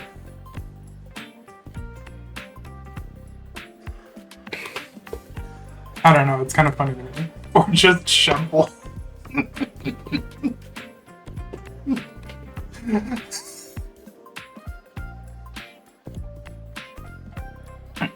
Yes, of course, Shirley. Welcome to Regent City. It's your first time here, isn't it? Excited?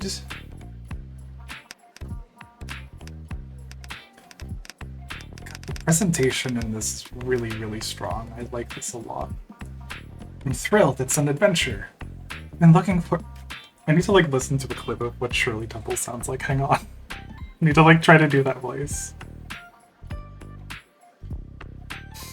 Shirley Temple and the Little Princess, her first color film. On Wikipedia, for free, the whole 1.5 hour movie? Holy shit!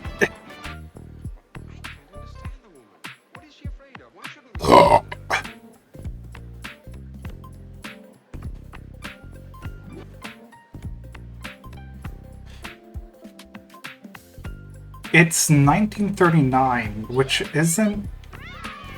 It doesn't sound right for public domain, because currently the works in public domain would be 1929, so that's 10 years ahead. So some other fuckery must have put it in public domain.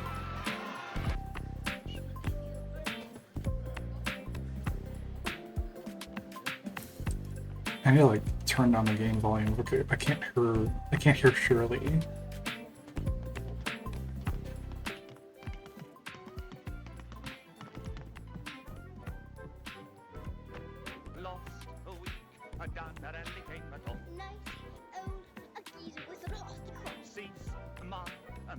Night old.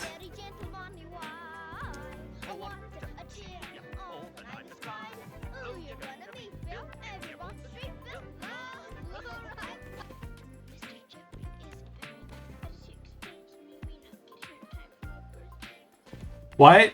I can't fucking Hurley Shirley Temple.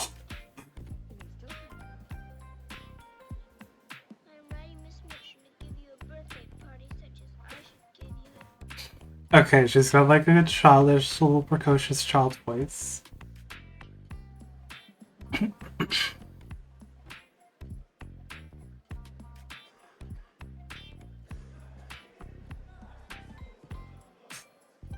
I've been looking forward to seeing this place. It's a lot bigger than where I'm from. Your enthusiasm is refreshing, but don't worry, it'll pass. The places like that are like small places, but with more noise and litter and street musicians. I'm gonna be started on them. What the fuck? Not a fan? I maybe wish lightsabers were real. Ugh. I've heard a lot about Regent City, and it seems like there's a lot to see here. I'm glad that the glossy magazines sing the city's praises. It's definitely... it definitely offers some things others don't. Well, I'll be happy to give you a brief introduction to it on our way out of here. And then I can tell you about which sites include a good mugging. Oh, I can handle myself. No, trust me on this. If you haven't been to Regent City, if you haven't seen the inside of our ER, but hey, for someone who's paid to punch people, that might be a regular Monday to you. Maybe the con men and prostitutes will be more your thing. We'll let them be the highlight of some other day, though. Chop, you're not gonna be the only thing on my to-do list today. Let's get out of here. Oh. You follow Kai to the airport's parking garage and discover your means of transportation. Everyone in Regent City is weirdly buff and dehydrated. It's the tap water. There's poison. Yep, it's poison. But we're skinny. Wait, fuck. I think It's a small car, and your pack fills up the trunk completely. It has 2 doors, and when you open the one on the passenger side, you notice an unsightly stain on the seat. Yeah, I wouldn't sit there. You have to tilt the front seat forward to get into the back. The striped dragon watches you fiddle with it for a while until he reaches over and pulls on the handle. The seat jumps forward and tips down, leaving you space to squeeze in behind it. I swear, this car.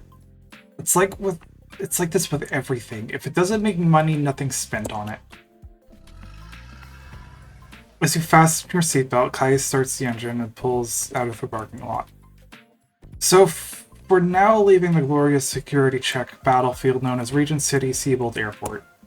It's old and the city's outgrown it. Should have been expanded years ago.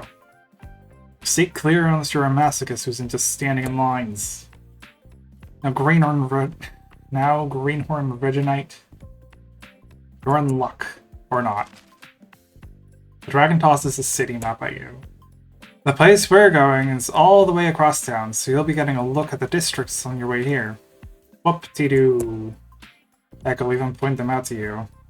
You got this for me? I was just laying about. That's awesome, thanks. Reaching the parking lot exit, Kai glowers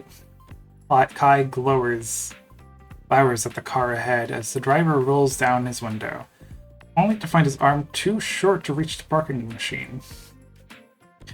The dragon takes a breath and produces a strained smile, watching the driver exit his car to feed the machine up close.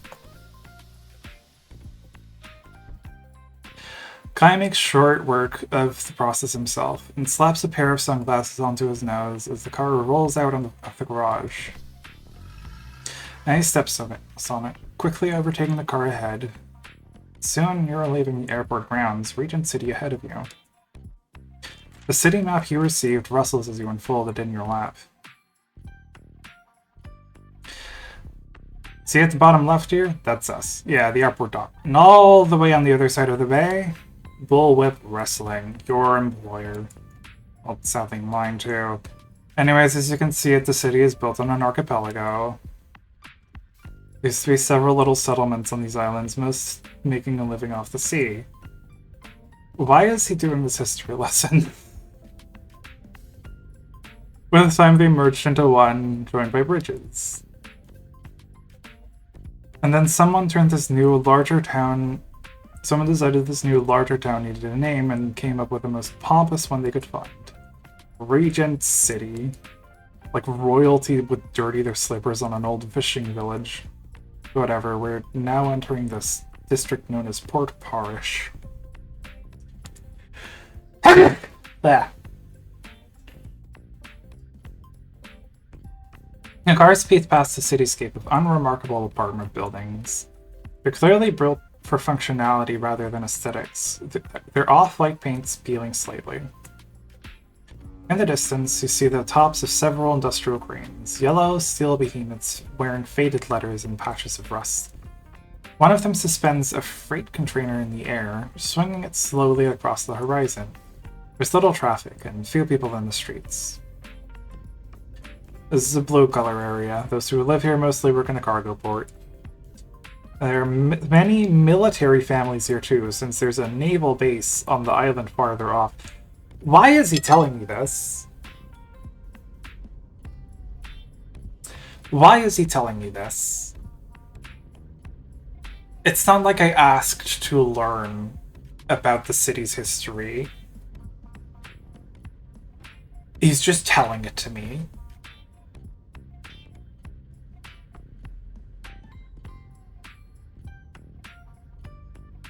It's very weird.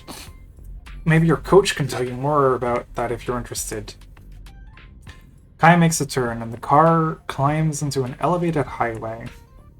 Hold on to your hat. We're heading to Crown Island. Why? Are you not just like my transport? Like, I get making conversation, but you're just divulging lore. It's very strange. It's very, very strange, narratively. I just realized my body is covering the text. Okay, whatever. You cross a bridge, and it takes you a leap ahead in time. Worn apartment buildings give way to modern office blocks, high and low. The road drives... He hates the city so much he needs to tell you all about it. Yeah, it's very weird. The road drives through them, reaching the heart of the island, a green lung, with gravel paths flanked by trees and art. In its center lies a cluster of large buildings, all a mixture of odd angles and curves, like puzzle pieces awaiting assembly. The groups of youths stand around chatting, laptop bags slung over their shoulders. What you're looking at now is the university campus. It'll be your rescue the day you ditch wrestling for interior design. I'm sure you'll be unnatural. There's also a boardwalk carnival on the piers if you're a thrill seeker. You get to plunge into the sea if the right bull comes loose. But at least you'll do it with your tummy full of the best donuts in town. Yay! Coming up a very few breathe of Old Town. You don't have to divulge all this. Yummy snack. Fucking whatever.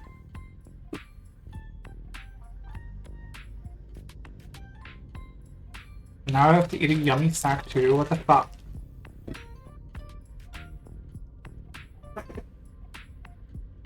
Crossing another bridge, the road curves, now surrounded by old houses with shingled roofs and wooden shutters. They're squeezed together in rows separated by a mesh of narrow cobbled roads. I just realized what's bugging me about Kai. What is this dragon of elf ears? Yeah, I noticed that too. Despite their obvious age, most of them seem to be in fine condition. Their aged surfaces are well maintained. Most have flower pots hanging from their windowsills, and many have elaborately painted names over their front door. Codling Cottage, Waycrest Lodge, Sea Salt Bed and Breakfast. The ocean theme seems to be consistent. This is where it started. No skyscrapers, no neon lights, just the old houses the fishermen built. Ironically, no fishermen can afford them today. You'll find some decent restaurants here in case you get tired of the gruel at the in the Bullwood cafeteria. We're in a park, usually full of tractor fetishists flipping tires. Crossfitters? Yeah, I assume you're not one. Assume you're not one since you haven't already told me. Also to the left, across the water, you can see the Vinters Bay. You glance out of the window and see row upon row of terraced houses on the other side of the bay. But we don't even pass this area, but he tells us about us anyway. In the distance, townhouses dot green hills that stretch beyond the city limits. The tallest building is a slab of marble, complete with twisting columns and ornate clocks set on its gable. Just realized what makes this so weird to me. You don't see the sights. Like, if they made background for each quarter, he talked about it. It'd feel a little more natural, I think. I don't know if that's it. I think it's literally, like, this is basically your first interaction in this game, is just, here's a map, here's the lore, here's the history of this whole fucking town, before you get to experience any of it. Right? It's not like there's a scene and it's set in this area of town and then a character tells you some history about it and that's interesting. And it's like a bonding moment between the characters and it's like, you know, character building as well as lore building. It's just lore. It's just world building. The tallest building is a slab of marble, complete with twisting columns and an ornate clock set in its gable. A flock of seagulls turns above the far end of the peninsula. The place used to be farmland until it was developed. There are still farms left on north of the city, though. I think they have their own market on the edge of town. Beef needs veggies to grow, right? What's left of the fishing industry has moved there, too. Oh, and you might have already spotted Town Hall. If you want to say hello to me or go there, then choke him with this freshly pressed silk tie. I'll cheer for you during your trial. Did he do something wrong? It's more what he's not doing. The list's long. Anyways, our short stay in Old Town's coming to an end. It was really long, actually. Now stash your wallet somewhere safe. We're entering Gambison. Ugh. Another bridge, another district. However, if Regent City was a garden, someone forgot to tend this part. Dirty streets connect buildings full of graffiti. The crime area. Jesus fucking Christ, this game sucks already. Big red brick chimneys poke up between them, smoke wafting from a few. The wind blows around trash that's fallen from overflowing garbage cans. Garish neon arrows point to basement bars. In an alley, the panda sits slumped among toppled beer bottles. Ah yes, Gambison. If you're lucky, this will be your first and last time here. Our old industrial district was always rough. Gone downhill for real the past years, though. It's great if you have an unhealthy interest in shanks and giving away your valuables. An ambulance races past, sirens railing. Fittingly, the main hospital is here too, so at least you won't be limping far for that. Luckily, the problems here don't seem to be spreading to the other islands. Don't ask me why, maybe the gangs are afraid of water. This guy sucks. If you want to rest your eyes on something nicer, crane your pretty neck and look to the right. That's Foundry Island. The island's a stark contrast to Gambison.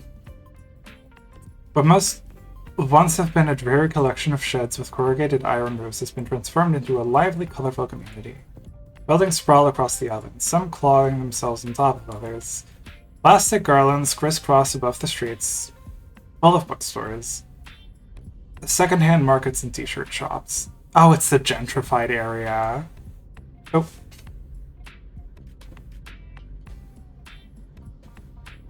I like the UI is hidden.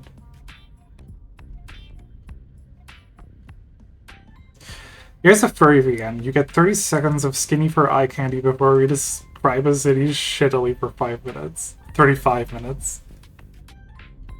Most of the crossroads are pedestrian only, paved with a random pattern of mosaic tiles. That place used to be black with soot and full of metal workers. Now it's overrun by hipsters and artists.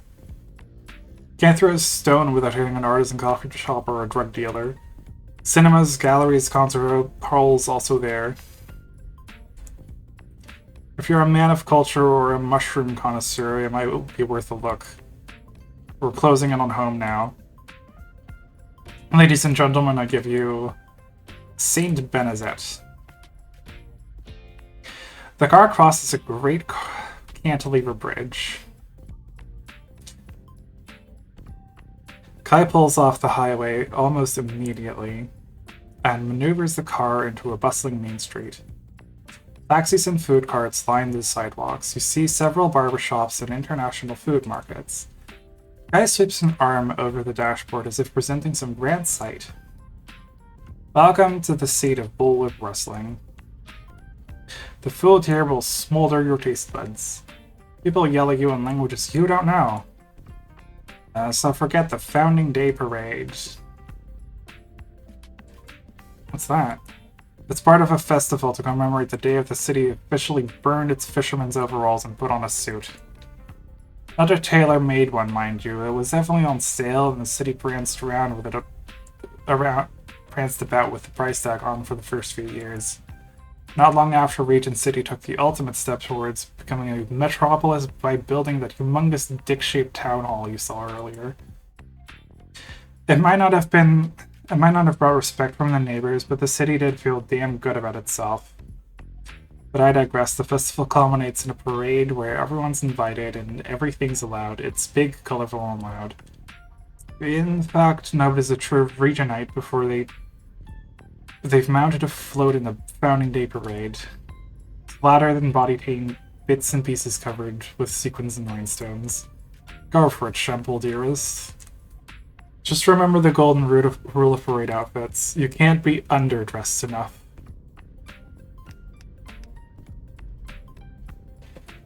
Almost naked? Just sequins and rhinestones? You wish. Parade goes for hours in the sun. You'll sweat and the glue that holds them in place will weaken. They'll peel off like glittery cherry blossoms in the wind. Soon you'll be wearing nothing at all. What? Relax, I'm joking. You're allowed to put on a thong and a few ribbons too. The dragon smirks, then he suddenly hits the brakes and mutters under his breath as the car ahead makes an abrupt turn without blinking.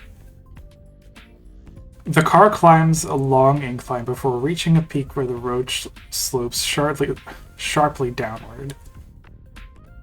Stretching out in front of you is a view all the way out to the sea. Right, we'll soon be at the Bullwhip Arena, but there are 2 districts we haven't passed by. The clans from afar will have to do. Closest one, Lionsfield, Roar. The dragon points to the seafront and the wide road running along it.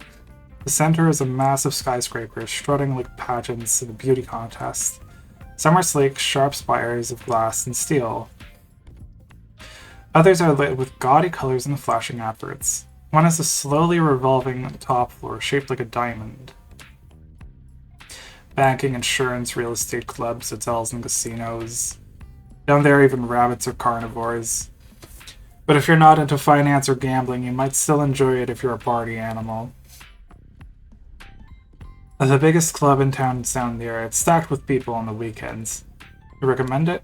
Depends on what you want. It's not exactly the place for conversation, but if you want to see and be seen, then dance the night away. It works. Now, if you look further ahead, you'll see the last part of our lovely city. On the far end of town there, Willow Bluff. Jesus, it just keeps going. Oh my god. It's scaring away the viewers. Kai points to an area where high-rise skyline of Lionsville tapers off, replaced by pristine condominiums and gated communities. There are many little plazas and parks, and trees have been planted along the streets. How can you see all this? At a distance, a long stretch of beach reaches out to the sea. The ice cream booths and waffle stands along it are closed, sunbeds and storage stacked high outside of them. Despite the chill in the air, a lone surfer is riding the waves, tail lashing behind them. Several sailboats are bobbing in a lagoon sheltered by the beach. Willow Bluff. Sounds posha. It is. There's a marina there. Some of the boats are goddamn floating castles. Welcome. I know you came for homoerotic wrestling, but first, look at my awesome world building presented in the driest way possible. There's no joke to be made. This guy just, like, starts explaining all this stuff unprompted. Like, I didn't ask. I didn't, like, point to a thing and think, hey, that's interesting. What's that? And then he explained it. It just started listing shit off. And it's like, oh, we also have to address these things we didn't cross and aren't nearby. And you can barely see them. There's the beach, of course. It's crowded in the summer, but I recommend using it. Mostly because heavy traffic pisses the locals off. Speaking of traffic, there are good hiking trails starting out there, too. Some lead all the way to the top of Mount Regal. Just don't go there wearing flip-flops and a bathrobe. Why not? That sounds hot. Kai makes a turn, crossing beneath the elevated highway. Shortly after, he pulls into a parking lot. He beeps at someone idling the engine in the wrong place, and quickly parks in a dedicated spot. And we're here. The original package of pain. You step out of the car and stretch. In front of you sits Bullwhip Arena, a circular slab of glass and concrete. A wing supported by its columns runs along its facade. A giant bull's head is mounted above, eyes narrow, nostrils flaring, sharp horns poking at the sky. When you turn, Kai has already hauled your bag out of the trunk. This is it, Bullwhip Arena, our prison/headquarters. By the way, it's all going to be explained by this character who fucking hates it here and wants to die a little bit. Yeah. It doesn't make sense from a character standpoint. It doesn't make sense from, like, a character interaction. It's just weird. I still be exploring the rest of her wondrous town sometime later. But, like, this little advertising that's scrolling through all the characters. Look, that's me. I don't know who that is.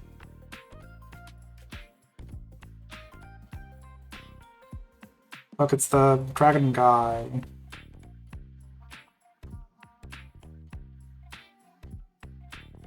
Flamingo? I'm not sure.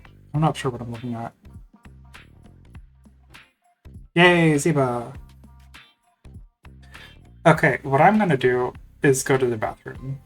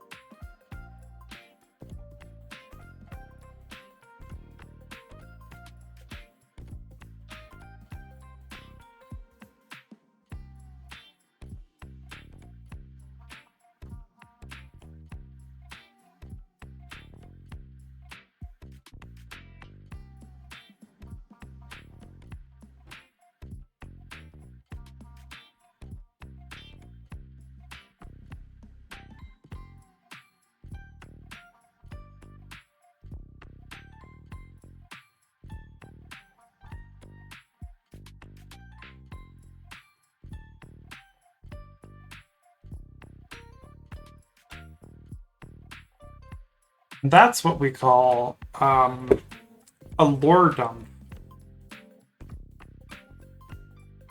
Anyways.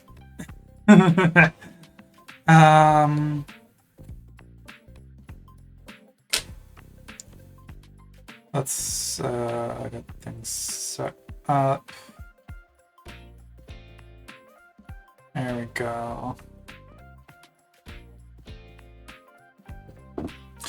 Guess you'll be exploring the rest of her wandering town sometime later. Oh, yeah, probably, or else the boredom would have gone to waste. A link to the city map has been added to the dialogue box menu. View it, click to view it anytime. You really don't need to. The Music Factory?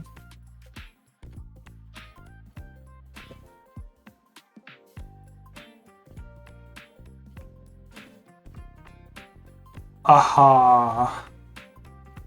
See, you can turn it off, but what is the function of this? Like, oh, it's gonna list all the relevant locations. Cool, let's turn that off. I don't get it. I don't get it. I don't get it. This has to be some form of scope creep, right? Like, there's no reason to do any of this. And Kai checks his watch and furrows his brow. It's past lunchtime, which means I have something I need to do. Go inside and ask for Renga Sato. He's the wrestling coach. He'll tell you what's what. Kai shrugs. So, welcome to the madhouse. Grab a straitjacket and get yourself admitted. Good luck, new guy. And have fun exploring this lovely town of ours. Is that just like an orc? That's a monkey. Wait, get me lunch too. You're getting someone lunch, aren't you? Great, I'll have something too. Not sure what though. Surprise me? I owe you.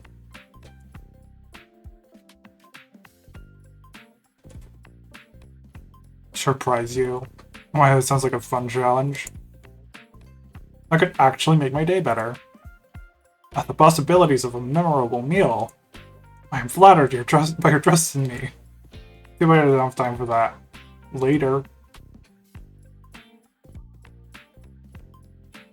But I'm literally hungry.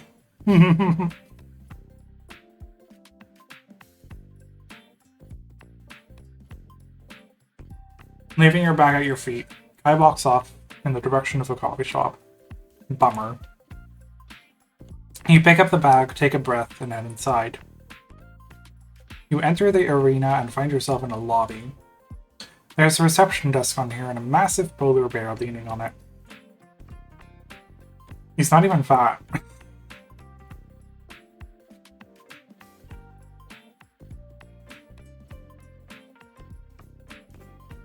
You notice fine lines of scar tissue lacing his arm all the way up to the shoulder. As you approach the desk, he straightens up.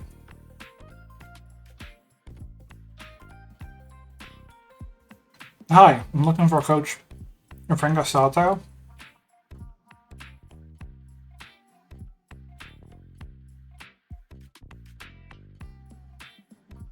A polar bear wriggles his nose, his bushy mustache shifting sideways along with it.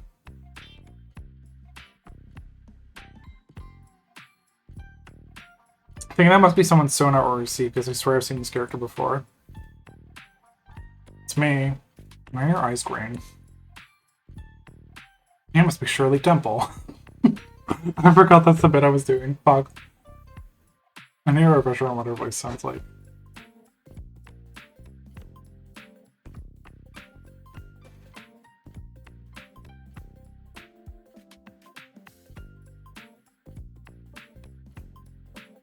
Videos. Dark truth behind Shirley Temple. I wish Mother was here. This is the Candyland Hour for all good children. The orchestra will play our theme song. You know that song, don't you? Sure I do. Well, let's see. Sure I do.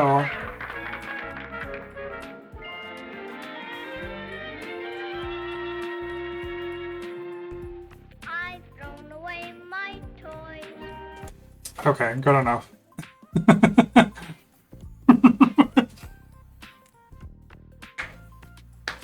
Mario's like so skinny around the knees. Yeah, I don't know. It's freaking me out. His character design is a fucking wreck. I don't like it. He shakes your hand, looking you directly in the eye. Hope you had a comfortable journey. Welcome. I'm honored to be here, sir.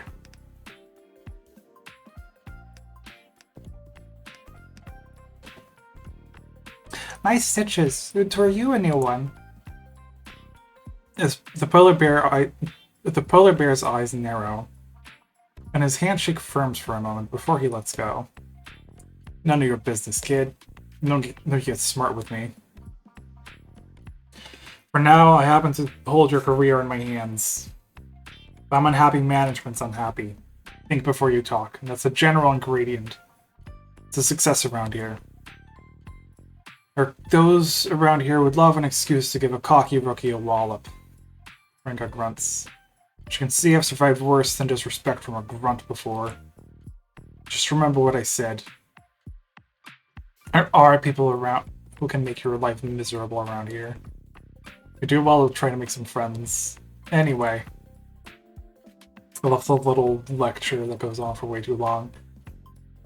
Renga cocks his head side to... Fuck. Nay. Fuck!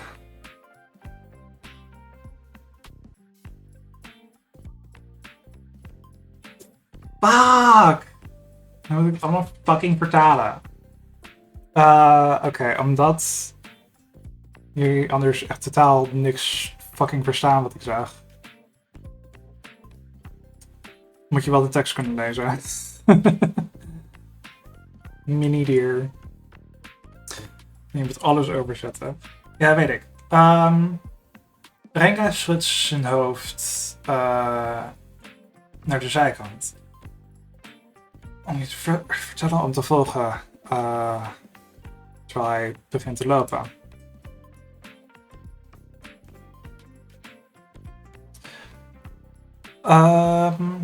Je weet dat deze plek een tagteam federatie heeft, toch? Ja. Maar je hebt alleen solo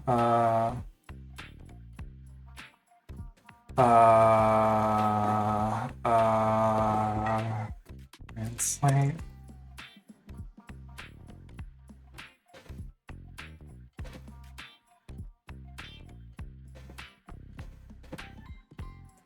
Wrestle. Worstelen, oké. Maar je had alleen nog maar solo geworsteld?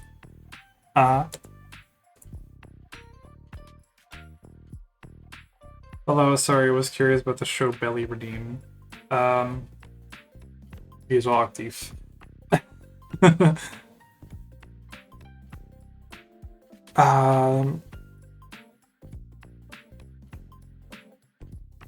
Dus je bent gewend om alleen te zijn.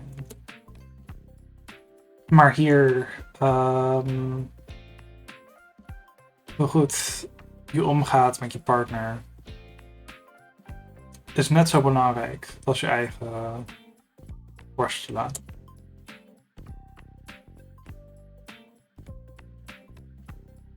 Squishable raccoon.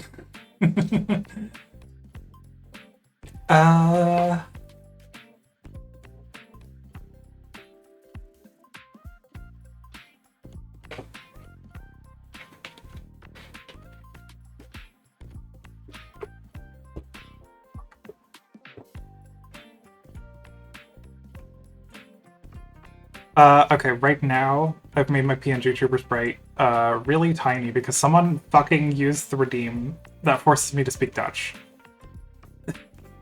You can't read the text otherwise.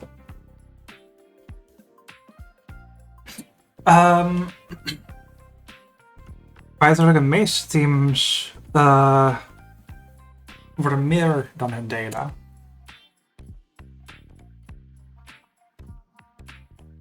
Ze worden een machine van...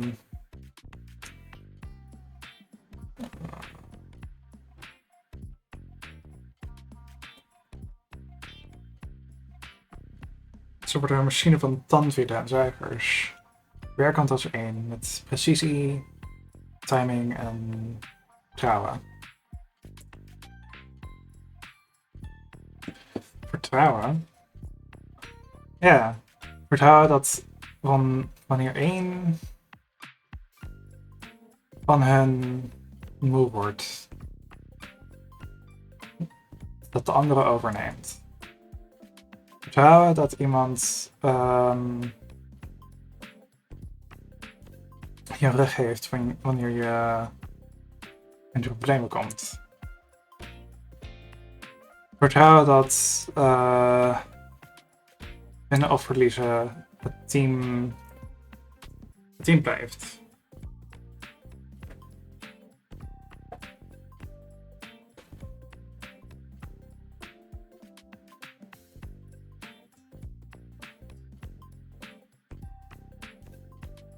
Betekent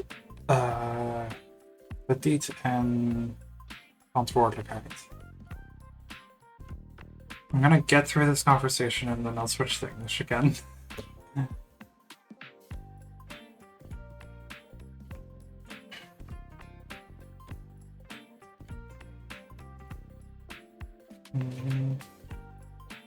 Klinkt irritant.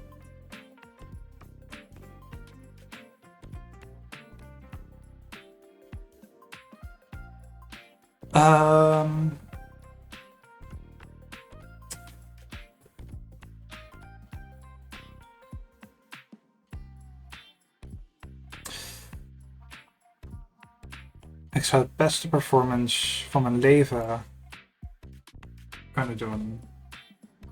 En nog steeds zal ik verliezen omdat iemand anders niet op mijn level was. Ja, maar je kan ook zelf recht worstelen. En nog steeds winnen omdat iemand anders veel beter dan jou was. Iedereen heeft goede en slechte dagen.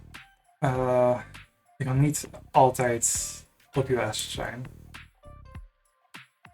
It doesn't believe in the power of friendship. Ik geloof niet in de kracht van vriendschap.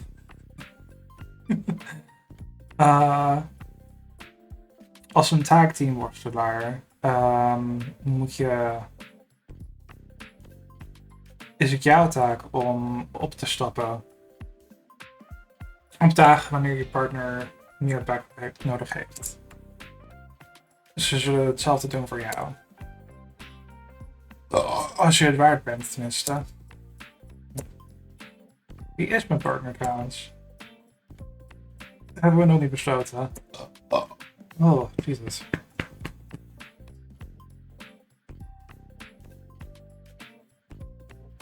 We hebben je naar Bolwerk gebracht. In het midden van ons seizoen. Het plan is voor jou om meer tijd te besteden aan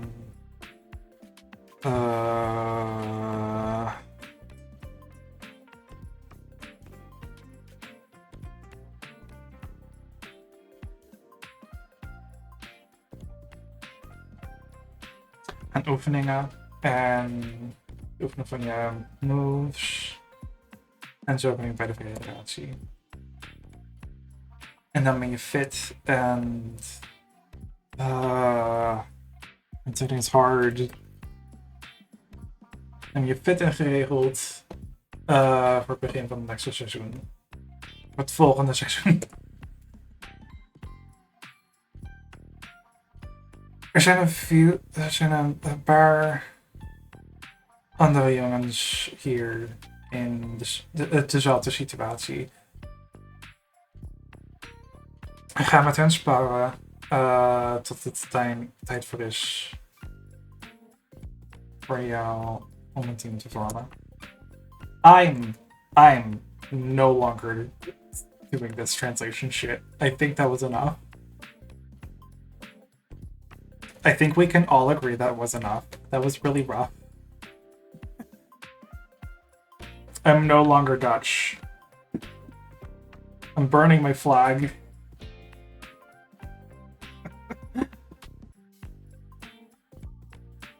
Okay.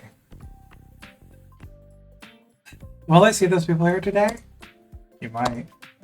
There's Emerson, he's a dragon, big and red, a veteran around here.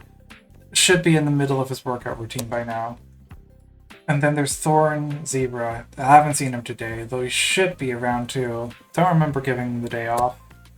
Finally, there's Bale. Snake is wide as a barn door. Snake? Also nice belches, yeah. I know what you are. I know what you're here for. The Bolibria lifts a finger in the light bulb moment. Yummy Slurpee. Awesome. Would you be okay with a subscribe for that? A subscribe for what?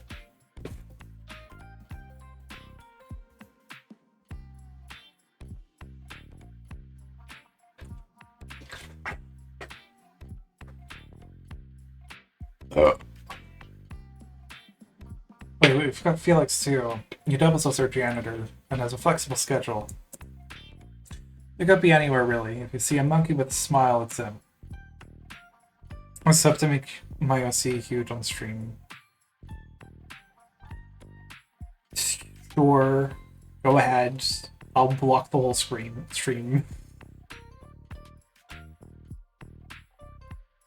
If you see a gorilla with a grin, watch him. Don't listen to anything he says.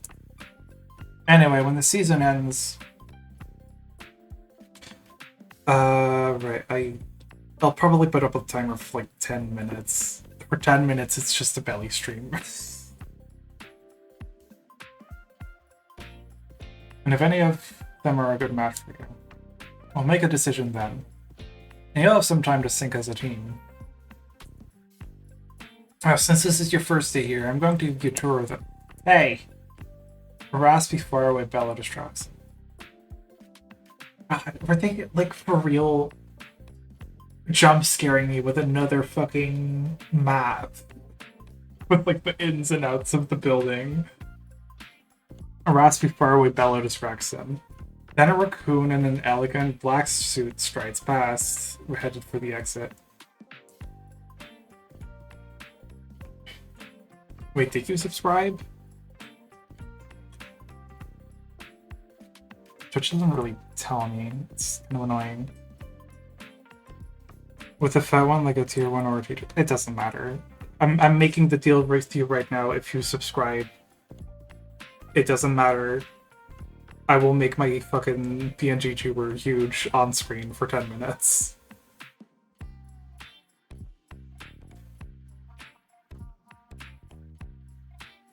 There's another shout, closer this time. The sound of brisk heavy footsteps.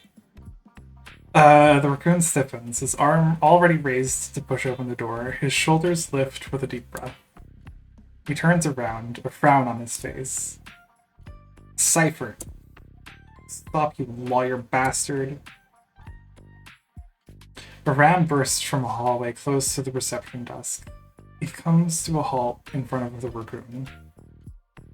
Hands on buckling knees, huffing and puffing. You know his face. This is Fergus Ratcliffe, president of Bullwhip Wrestling. Once he was a celebrated champion. Now he's your boss. Ugh. Where are you going? The raccoon gives him a strained smile.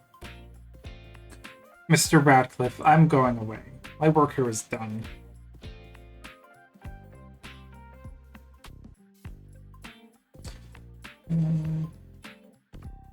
Where are the other characters front-facing? This looks way better. I don't know. Is this supposed to be like staring directly into your eyes? Mr. Radcliffe, I'm going away. My worker is done. What you mean, done? Fergus Radcliffe prods a creased piece of paper at the raccoon. You didn't sign the contract. The raccoon takes it with a sigh. He gives it a shake to straighten out. Squishable raccoon, thank you. Okay, as promised. Belly time. Oh, it's cut off there. It's alright. This is what you wanted. Oh, whoops. I can go even bigger. Oh, I'll go slightly bigger. There you go.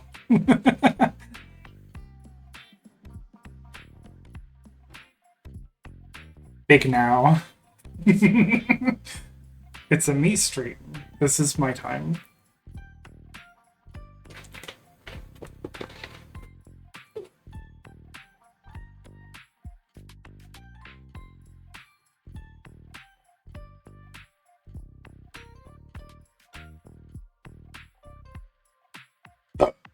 Oh, right, I wanted to set that, like, timer. There we go. 10 minutes of huge.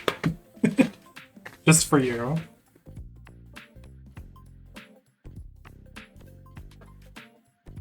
This is fucking awesome. He gives it a shake to straighten it out. Even from here, you can see there's a large, translucent handprint on it. Fergus wipes his palm on his trousers. His breath is less labored now. Of course, my clients didn't sign the contracts. To put it in layman's terms, it stinks. Ramp flinches. Stinks? Stinks? It's the deal in the history of this Federation, goddammit you. This is some devious negotiation scheme of yours, lawyer sneak. And the raccoon watches a bit of... watches... Snack. Yay.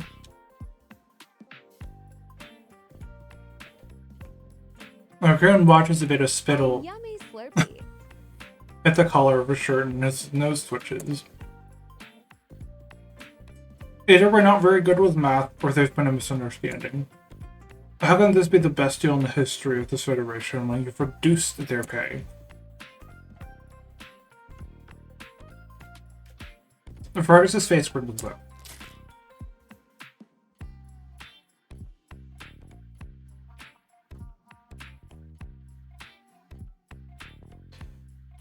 Chairman X-Shock who gets out of breath chasing a lawyer and he's not even fat. Yeah. Fat people don't exist in this game. He snatches the contract back, leaving a torn off corner of it between the lawyer's fingers. You must have gotten it wrong. See, names are correct. Dates? Yes, the terms are different? Why? What? Why are these not the terms I set?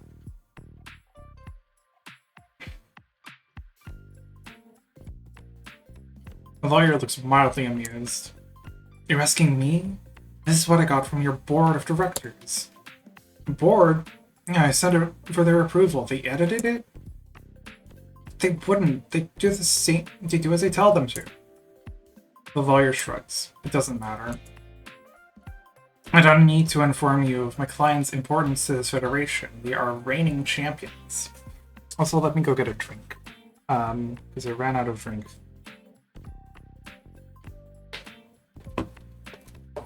Bye.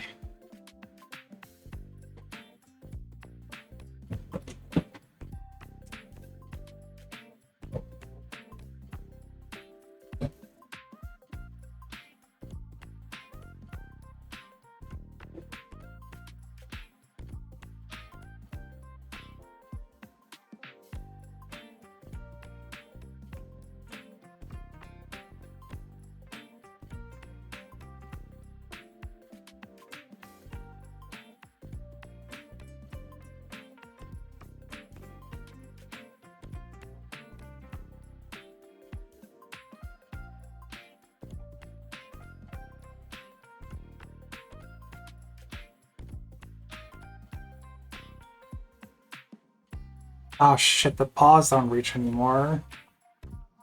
Let me fix that. Wow, that's really blurry. Okay.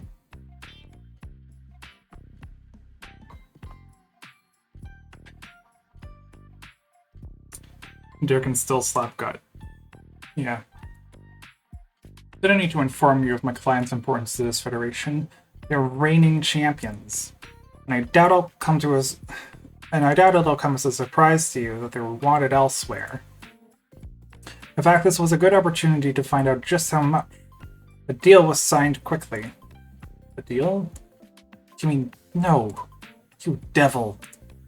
You're going national. Oh! There we go. Fergus's jaw sinks slowly. Wait, you signed them with Superplex? Yes. But the number of stars in that federation, there'll be nobodies there. Rich nobodies. But look at the bright side of it. I won't be able to poke holes in your budget anymore, will I? I've got to go now. Good luck with the coming season, Mr. Radcliffe. This don't says it all. You're going to need it.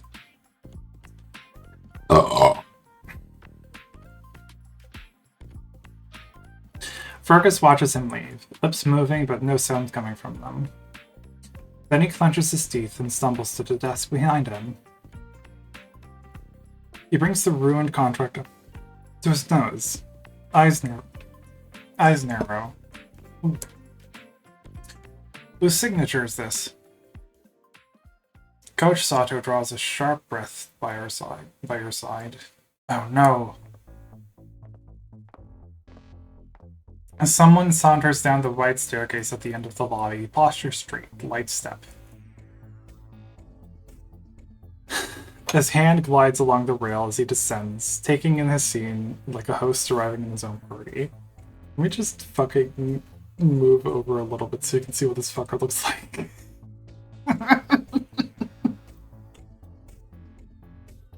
His hand glides along the rail as he descends, taking in the scene like a host arriving at his own party. When Fergus finally notices, the ram freezes. Alice! Howdy ho, Ram Slam, long time no see. Missed me? Oh my fucking god. The ram's hands ball into fists. Still trying to bring the Fed back to its glory days, huh? Our glory days? The days with gold at our waists and the bullwhip roster heaped at our feet? I mean, Twink Cat has arrived. Every fucking visual novel is required to have one of these fuckers. Staple of the gay furry VN genre. And the crowds roaring our names. Cool Cat in the Snowplow. Black Blizzard. The fuck are you doing here?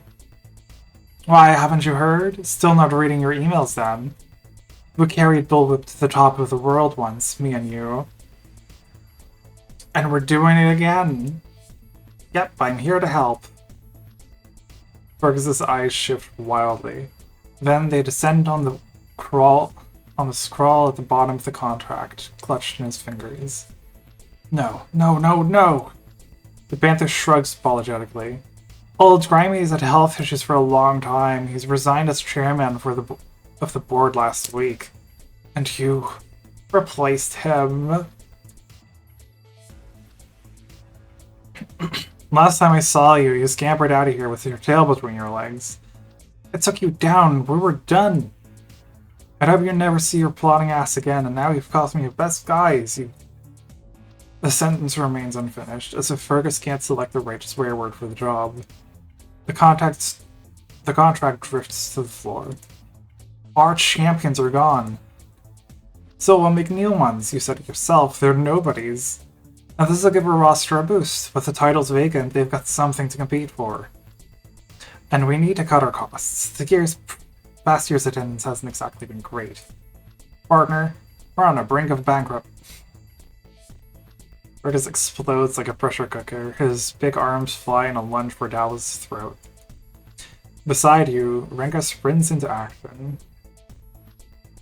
Let me check on that timer real quick. Okay.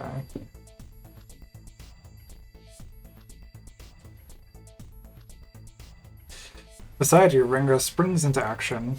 Fergus, no!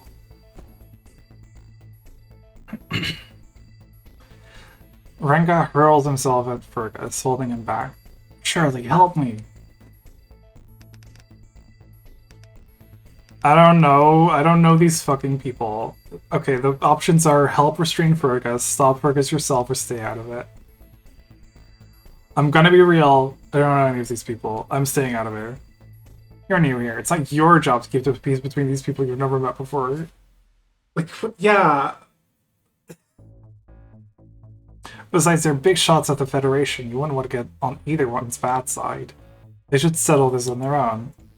Renga grunts when one of Fergus's flailing arms hits him on the nose. A tearing sound heralds Fergus's freedom, and Renga reels backward as the ram's shirt rips. Doesn't look ripped. The ram spins its wheel at first, then launches forward once he finds his footing, and gravity lends a hand. He closes the distance to the panther in an instant. Eyes eclipse, lips curled backward. He lunges. Oh, there we go. Okay, giant belly time is over, unfortunately. Let me shrink chat first. No, unfortunately. Unfortunately.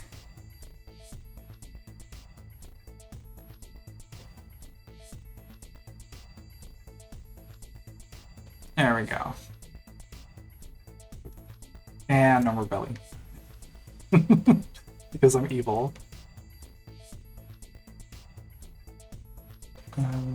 Got big. There we go. Boy effects.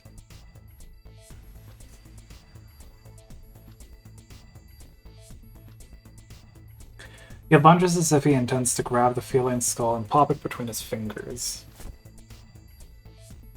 The panther ducks Fergus underneath his armpit, his fedora tumbling off his head. Oh no, my fedora. I need that.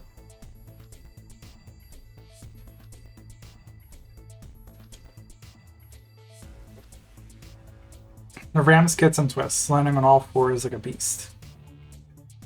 And Renga is between them. When Fergus shoots up, the two clash together, chest to chest.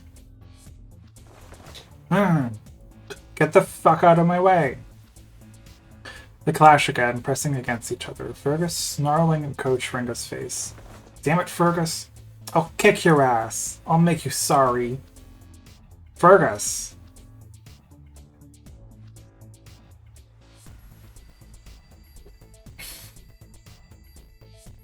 Renga clamps Fergus's cheeks between his palms, smooshing them. Get a hold of yourself. He says something more, pulling Fergus in and spitting the words in his ear. Fergus shoves at him, but remains in place, vibrating. Fergus. Think you're stealing this place from me, cat? Fergus. You can tell how much the narrative will favor the character by how big their bulges are. Kind of. The ram jabs a meaty finger towards the panther. That fucking smug face of yours.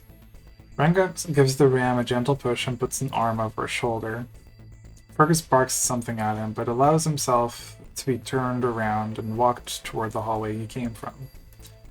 You're left alone with the panther. His eyes land on you, one eyelid arched. Then his gaze travels along to the floor, to where his hat lies, upturned, before returning to you.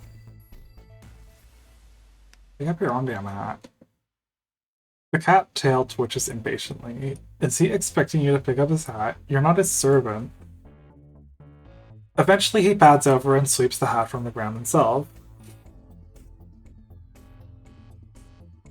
Shirley Temple, right? The new guy. Yeah, Senor Dallas. Coburn. Nice to meet you. Likewise. You used to be here before?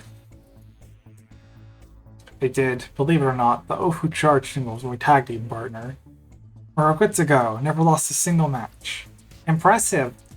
Was there a trick to being that good? Several. But most of all, you want a partner that complements your strengths. And you had that with Fergus? He had brawn, I had brains. It worked. Seeing him today, fire in his eyes. Just like the old days, except it wasn't me he wanted to wrangle back then. Not most of the time, anyway. Pushing his buttons was always yields explosive results. Then why did you... There's a gleam in the panther's eyes. Can help myself. He checks his watch. Right, I've got things to do. Give it your all, Shirley. This is definitely the character who's going to turn out to be fixing matches. Thank you. Luck is a resource not to be underestimated. Yeah. It really does favor the bold, though. With that, he nods and strolls off, entering a glass elevator at the end of the lobby. As it starts its ascent, he turns, arms folded, gazing out over the lobby with a slight smile. Not long after, Ringo returns. He looks tired. That got out of hand. Maybe next time help me stop them from bringing the building down on our heads? Girl, I don't fucking know anyone here.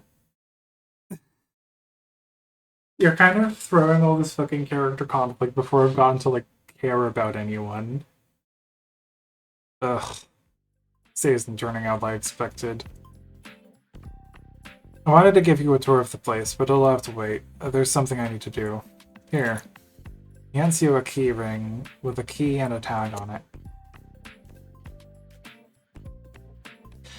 It's for your locker in the locker room. Why don't you park your own stuff here and have a look around on your own?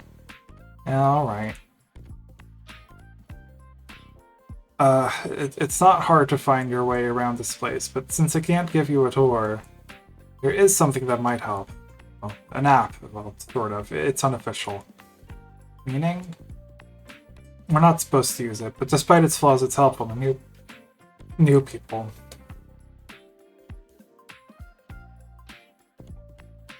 Welcome to the wrestling building where our wrestling is all real. Our building can't handle wrestling. Our IT guy made it. The one who gave you a lift from the airport. The Stripy Dragon? Kai? Yeah, I think he meant to refine it, but other work came in the way. That's the job, though. Coach Renga gives you the app. Helps you find the app. You install and launch it. I have 1k points. Do I make you Dutch again? Don't. Don't do that. I might genuinely just remove that button because it's not fun for me at all, to be honest. On the top of the left hand, you'll see which floor you're feeling. Click on the floor buttons to change a different one. On the right, you'll see the building blueprint. You can get a little bit of info on each room. All you need to do is hover your mouse over it on a computer or push and hold with a finger on a mobile device. So they did just give you a second map. Wait, they did? You can see the building blueprint, yeah. This game has like two things so far. This game has like two things so far. It has like characters info dumping at you, and it has maps.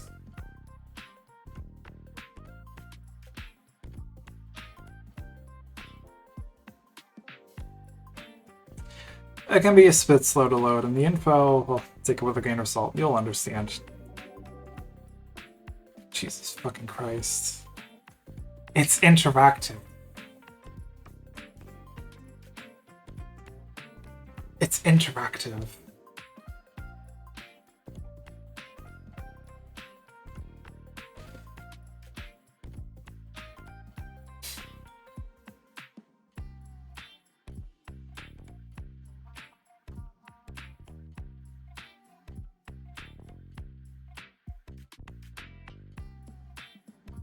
Go ahead, eat cotton candy till you throw up.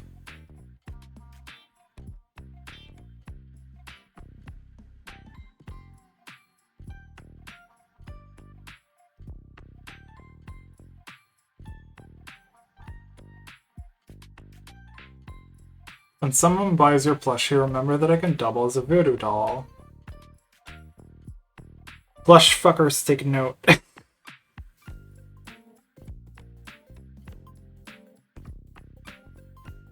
There's merchandise. I'm going to be turned into a marketable plushie. A link to the arena map has been added to the dialog box menu. Click to view at any time. Hi, Meowies.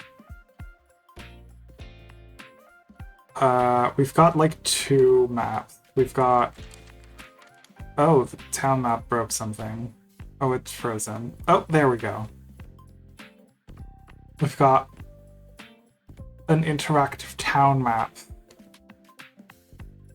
And we've got an interactive building map. All genuinely pretty impressive pieces of, like, you know, craftsmanship. I have been playing this game for, I think, an hour?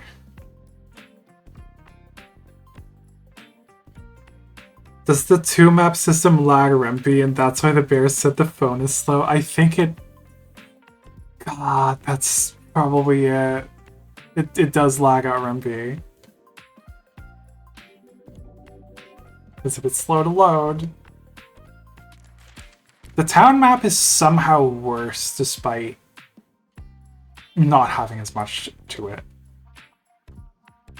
Like, it's got like 3 layers of images, that's it. That's the only interactive element to it.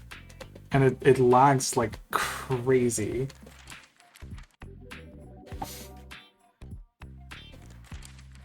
I'll be fine. Good. I have been playing this for an hour. So far I've been lore dumped. And I've been given maps. Give me characters to latch onto. Fuck. He produces his mobile phone on the way, puts it to his ear, and barks a greeting as he turns a bend in the corridor and is gone. Characters aren't even hot. Characters aren't even hot. They're not even hot. You're left alone in the lobby. You follow the app's directions to each locker room. God, is this like accurate to the map? What is this? Hallway to the locker rooms.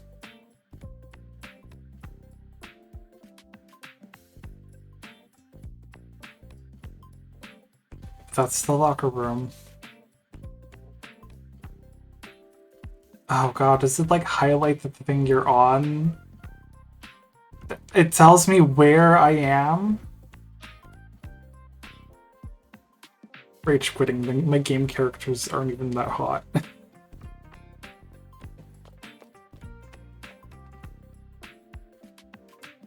I do like some muscle, but not this.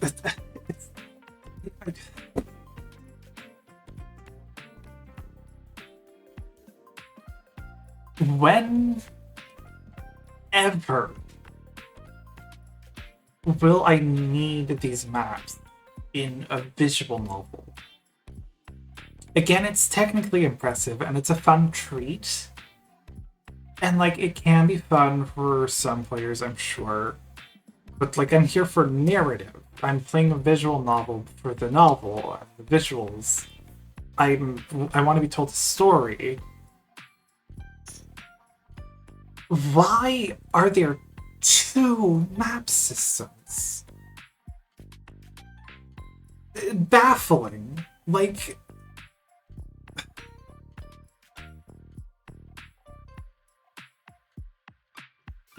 It's literally as disorienting as learning the layout of a new building.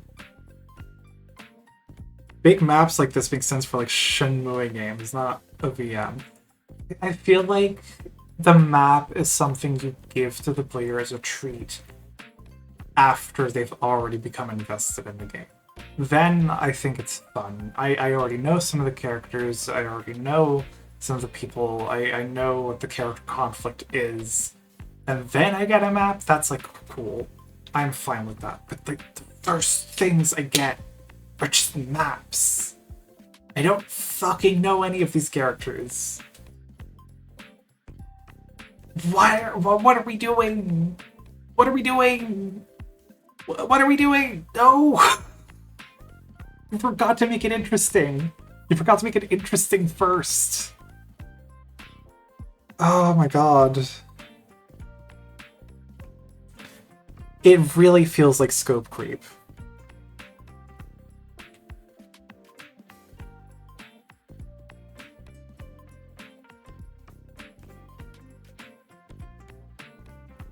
A flight of stairs takes you to the basement, and the first thing you find is the gym. It lies at the core of the level, a huge cylindrical engine underneath the arena's hood. A hallway of fluorescent lights and scratched vinyl flooring loops around it like a fuel line running the building on the sweat of its staff. I bet it smells. You'll be making your own deposits here soon. You'll be making your own deposits soon enough. I love how the background doesn't look rounded at all. Yeah. Like, we're given this map. It's a rounded hallway. We are, like, in this part of the hallway. You can see my mouse, right? The locker room is over there. The gym is over there. The hallway doesn't look rounded at all.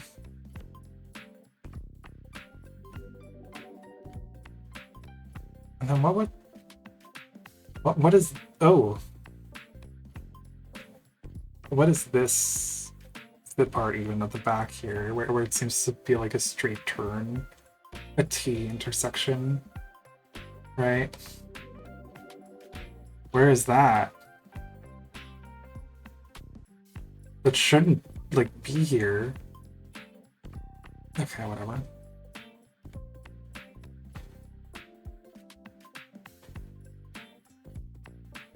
The room is wide open, its walls covered with rows of lockers.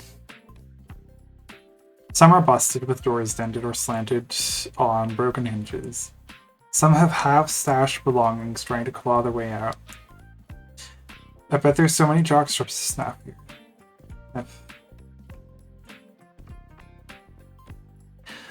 Letting the door close behind you, you study the key ring Coach Renga gave you.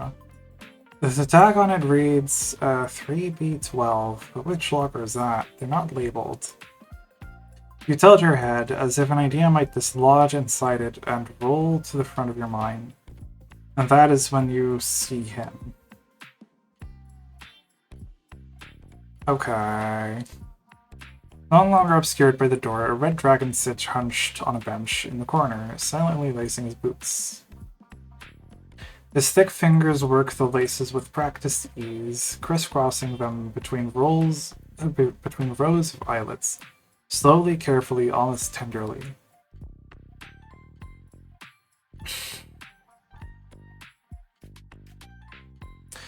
I love no telling my artists about one another's work while I rearrange my map mid-development. I think this is one person working in their free time, though. It's just taken them 7 years to make this one chapter.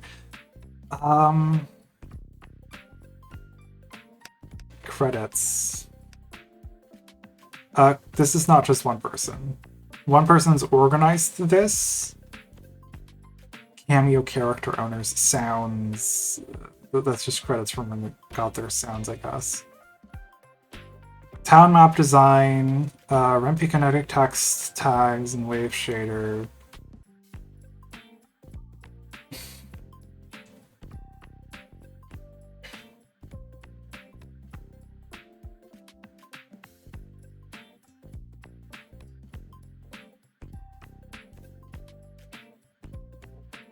Okay. I'm pretty sure the top 4 people here, so it's like a 4-person team, and then the rest is just stuff they found on the internet that's like licensed, except for, you know, town map design. Quite a few people worked on this. Like, this is a small team.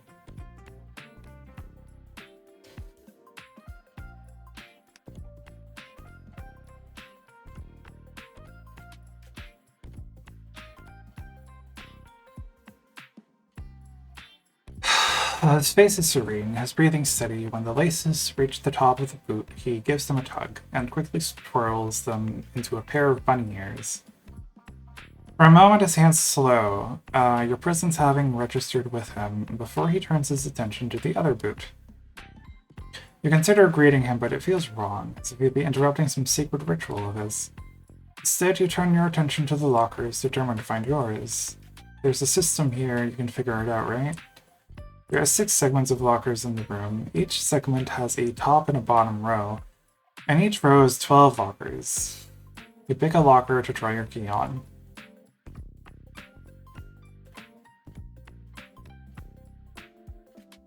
What? Huh? Huh?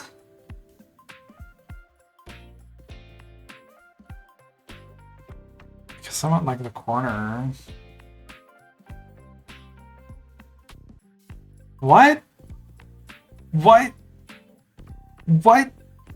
What? Why?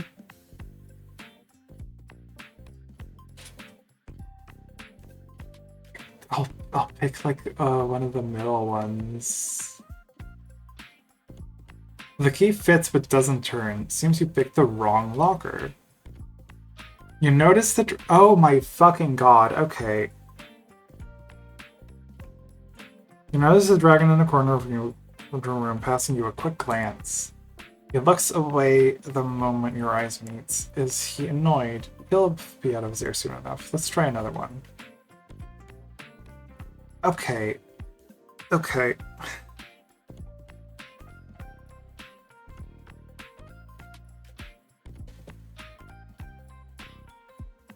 I love blind guessing in VNs, especially when it randomly locks you into future stuff without telling you the consequences.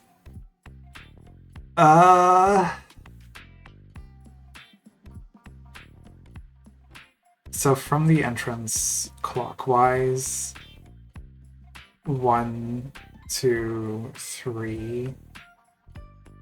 B12 would then be probably the lower row, and then 1, 2, 3, 4, 5, 6, 7, 12.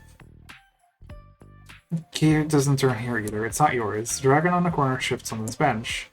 He squints as he passes the lace through an island on his boot. It looks effortless before, as if his mind wasn't really present. Now he's making a conscious effort.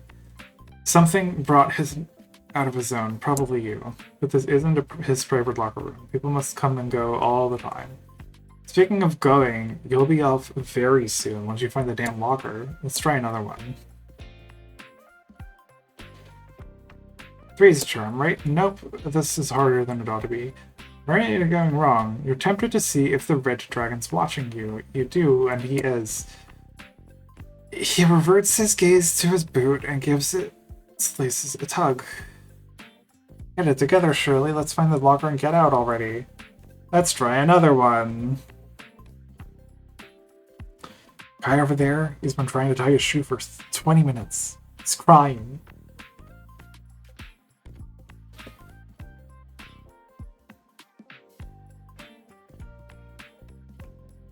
Beta break, you try to unlock the locker. Nope, no luck. You almost rattle the locker door in frustration. Who the hell came up with this locker system? You apologize. You turn to apologize to the dragon for being a distraction, but he's already engaged in conversation. His lips move silently, eyes fixed on the ground. Whatever discussion he's having with himself ends up with a subtle but firm shake of his head. You feel acutely self-conscious. Which of these freaking lockers is yours? Let's try another one. Maybe I've been counting wrong. Like, that's a door and it's going counterclockwise, so it would be like, you know, entrance 1, 2, 3. The locker doesn't unlock.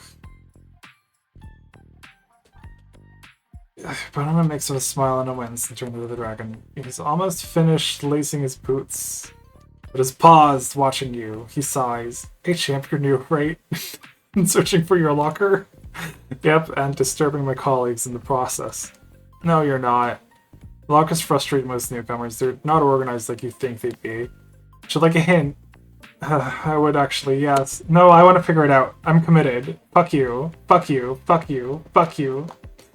I'm not taking a hint. That one. No! Fucking damn it.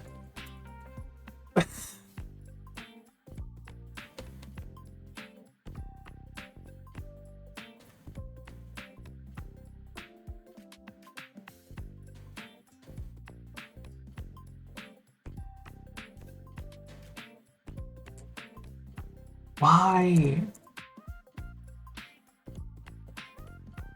The numbers and letters guide you to your locker. However, the parts that are not numbers or letters tell you how they do it. Huh?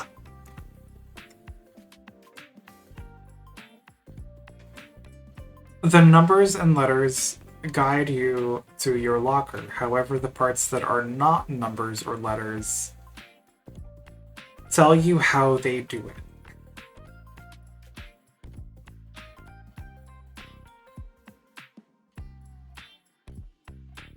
Well, you see, if you read these pictograms, you'll find that they are an amount. This sort of puzzle would be in a lame action game from 1998. You blink. That's the hint. I'll give you one more. Lancer, the Rang Lance glances at your locker segments, muttering under his breath. That was locker 3B1 you just tried. Guess you'll try a different one now.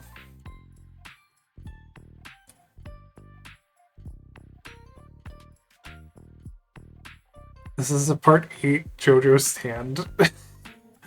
You'll have to consult the code wheel that came in the CD case. Fine, let's prove him wrong. Let's try another one. Okay, so I was in the right section, right? And I picked this locker, which is apparently 3B1. So that one? Of course!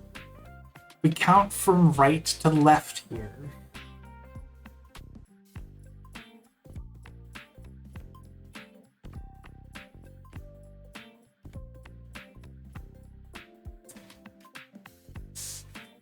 I should have known.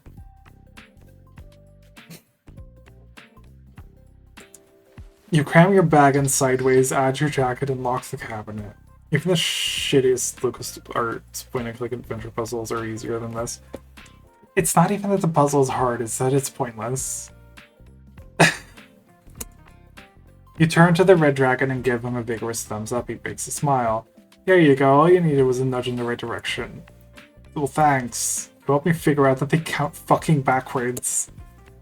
Used to be a prank not to tell people how to find their lockers around here, and the system's not exactly intuitive. Yeah.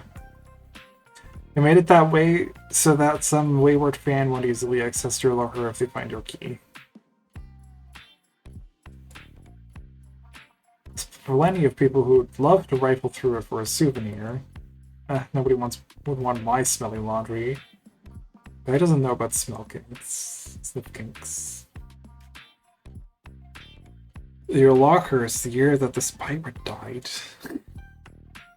Trust me, they would, or used to. Not as much of a problem anymore, though. Why is that? Well, they fucking hate us. They think we suck. I see. Dragon lets his boot plop to the floor, all laced up. Nice. So you must be Emerson.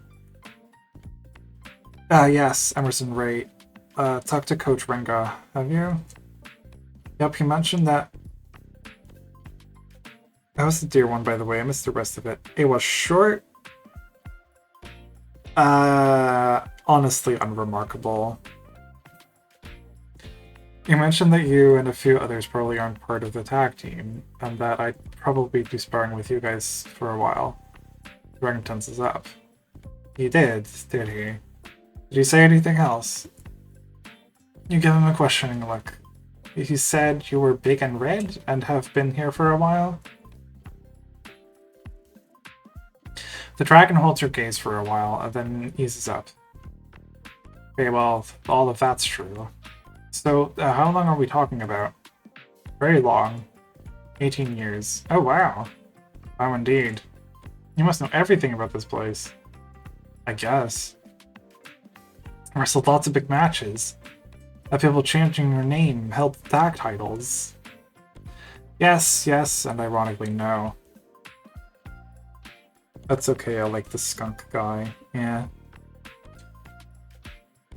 I mean, I've been close to becoming champion, but Lady Luck doesn't buy my merch, so to speak. But it's been a good run. Sure it has, and who knows? You may yet make a champion. He shakes his head. Nah, this is my last season. I'm done in a few months. God knows I've kept it longer than most. I see. There's an awkward silence. You're not sure what to say, and when the dragon doesn't add more to the subject, you change it. So that was the scene in the lobby not long ago. Oh? Almost a fight. Between the president of the Federation and the new chairman of the board. Oh. You already know? No? But you're not surprised. First time I'm hearing about it. What happened? Well, the gym chairman, Dallas, has apparently wrestled here before. The president, Fergus, nearly decked him when they met. I guess you might not... I might know them both, then? The large dragon's frame rises and sinks with a long-drawn sigh. I do, and they're not friendly with each other. Clearly. Why would Dallas even return if this is what was waiting for him? He has unfinished business. I don't like the sound of that. No, those two were the greatest tag team Bull we've ever had. However, when they fell out, their feud burned the place to the ground. Really? Really. They were unbeatable, the perfect partners. Maybe the best friends also make the worst enemies. That's the gloomiest take on friendship I've heard yet. It's true for them, and yes, if he didn't have something he wanted to do here, Dallas wouldn't have returned. I imagine he had other options. I heard he was making a corporate name for himself. In any case, if he's here for the long run, it'll be a bumpy ride. Hopefully we'll stay on the rails this time.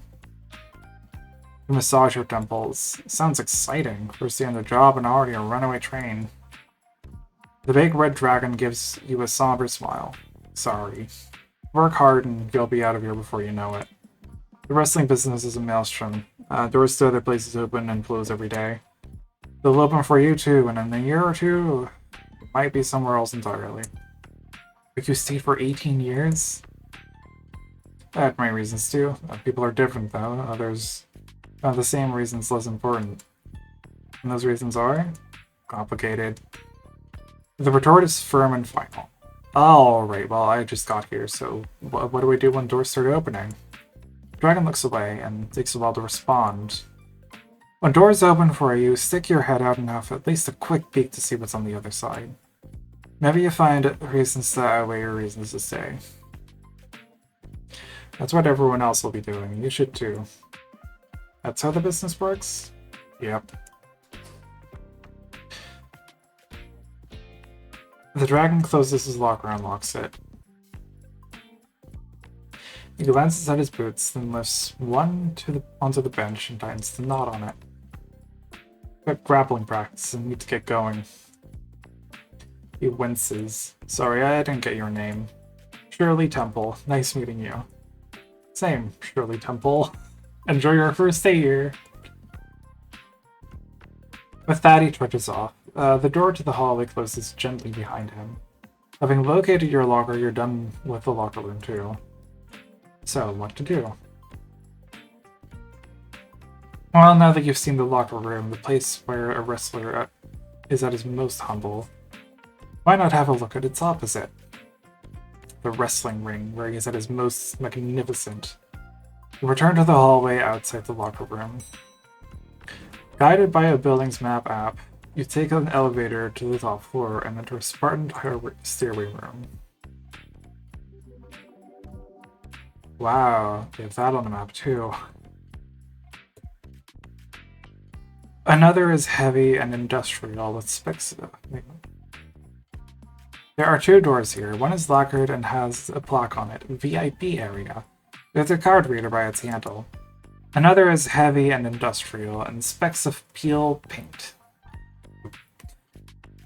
It's slightly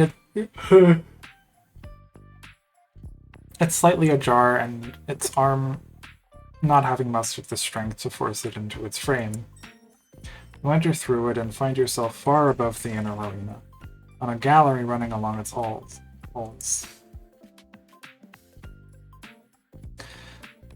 In front of you, a steel walkway branches from it, spanning the entire distance of the opposite side of the arena. You wander down. You wander down the stair. Wander down the walkway and reach the center of it. The wrestling ring sits right below you, the squared circle. A row of 3 elastic ropes frame it, held in place by padded posts at its corners. A crescent moon of steep seating sections surrounds it. How many people can this place hold? 5,000? 10? A heavy light rigs hang from... heavy light rigs hang from the ceiling, some suspended from the walkway you're standing on. A massive camera arm on the arena floor looks like it has the range to swivel above much of the arena. Behind the seating sections hang huge Jumbotron TV screens. If you stand in the ring when someone appears on them, they look at you from every direction at once. The arena is clearly equipped to host a proper show. Your gaze travels from the wrestling ring up the aisle leading to the entrance ramp. Its light screens and pyros are dead at the moment. At some point you'll walk through the curtains to stand here. They'll come alive then. Will you be strutting down the aisles or wobbling on buckling knees? Will you even know before you're there? Then again, you won't be alone. You have a partner. Someone to high-five as the bell rings. Someone who will win or lose alongside you. Will it be comfort or added pressure? You head back to the stairway room. Reaching the door, you realize the concrete wall behind it angles sharply, leading to what must be a niche further back. On the floor just by the corner lies a small black object. Your curiosity gets the better of you, and you move to pick it up. It's the cap of a thick pen. Peek around the corner, and are baffled to see someone there. Hi! Soil science. It's a zebra. He sits in lotus position, feet tucked under his thigh, chewing on the end of a marker pen. A textbook lies by his feet, as well as several photocopied sheets of paper. He's a nerd. Parts of them are highlighted in bright yellow. The zebra's eyelids flutter. Is he dozing off? Gah! With a gasp, he tosses his pens into the air, eyes wide and panicked. Staring at you, he fumbles at the floor and shakily pushes his textbook in under his knee. What are you doing here? It's a restricted area. So you have the same thing then? Are you gonna shove him in your locker with your dirty underwear? You pluck the pen from the floor, put the cap on, and offer it to him. He hesitates, eyeing you suspiciously, then slowly reaches out and pinches it with 2 fingers, as if expecting you to pull it out of his reach at any second. So what are you doing, and why are you doing it here of all places? Because it's quiet? Not anymore, I guess. Are you Thorn? Maybe. Who wants to know? You crack a smile as you lean back to the wall the opposite of him and slide down onto her sitting on the floor. Hopefully not the police. Just me.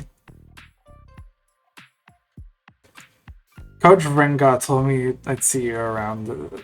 That you don't have your partner right now. I'm new, so it's the same for me. Name's Shirley.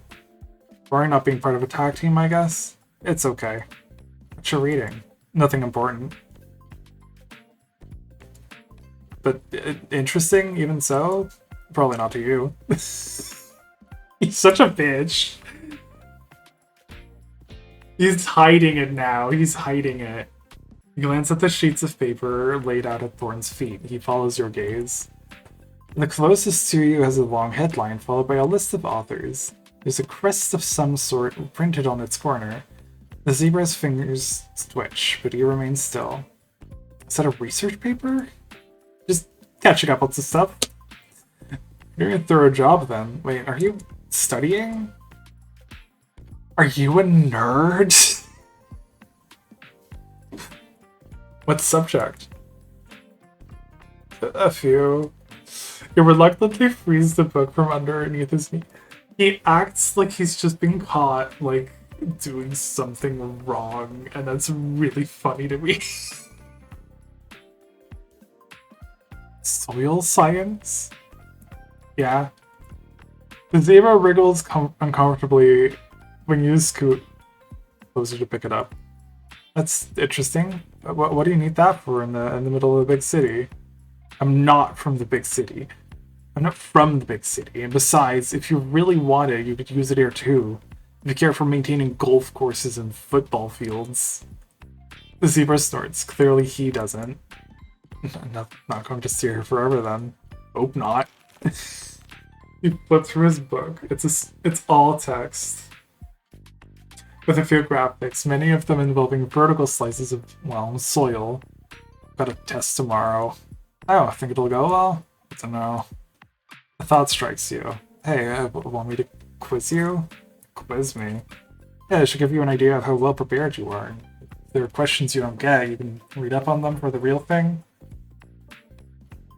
Yeah. Okay, I guess? On closer inspection, the book turns out to have brief summaries of each chapter. Perfect. You'll base your questions on them. Great, let's see what we've got. Define soil. A zebra falls silent. Stumped already? You okay? Just wasn't prepared for this. It's a loose mineral or organic material on the immediate surface of the earth that serves as a natural medium for the growth of land plants. That's correct, and pretty much word by word what it says here. Another one then. What's erosion? Zebra's fiddling madly with his marker pen. Erosion is geological processes where earthen materials are worn away and transported by natural forces. What about accelerated erosion? That's when our action causes soils to erode more easily. Got an example? Like when we cut down a forest or plow a hill for agriculture. But why does the soil erode more easily if we cut trees? Yes, the trees protect the soil from the impact of rain, and also bind the soil with their roots so that it stays in place. The zebra in 8th grade. Yeah, this is like high school level stuff. I maybe wasn't ever asked to define soil. That's it. Like all this other stuff is like fucking high school stuff. The trees return large amounts of water to the atmosphere, counteracting very wet soil. I don't know what 8th grade or 6th grade is. I don't think he's gonna pass the dress code. And speaking of, what's it called when plants return water to the atmosphere? Transpiration. Very good, picking up steam here. Next, I'll ask him to spell eutrophication. I don't know what that is, actually. The zebra's ears flutter at the praise, though his eyes remain serious and focused. He awaits the next question like a tennis player facing a serve. These questions are too easy for you. Let's get your hands dirty with the next ones. In what ways does soil function in natural and managed landscapes? The zebra's hands open and close. When he furrows his brow, it settles into a familiar crease on his forehead. The soil is a medium for plants to grow in, and is used as a level for engineers. It's also a habitat for organisms, and it recycles organic waste. And it holds and purifies water. How about that? What's an area in the soil called if it holds water? An aquifer. Good. Does the soil affect the atmosphere? Yes. How? It picks up, sequesters carbon, reducing levels of it in the atmosphere. We still got it all. Why does it go on for so long? I don't know.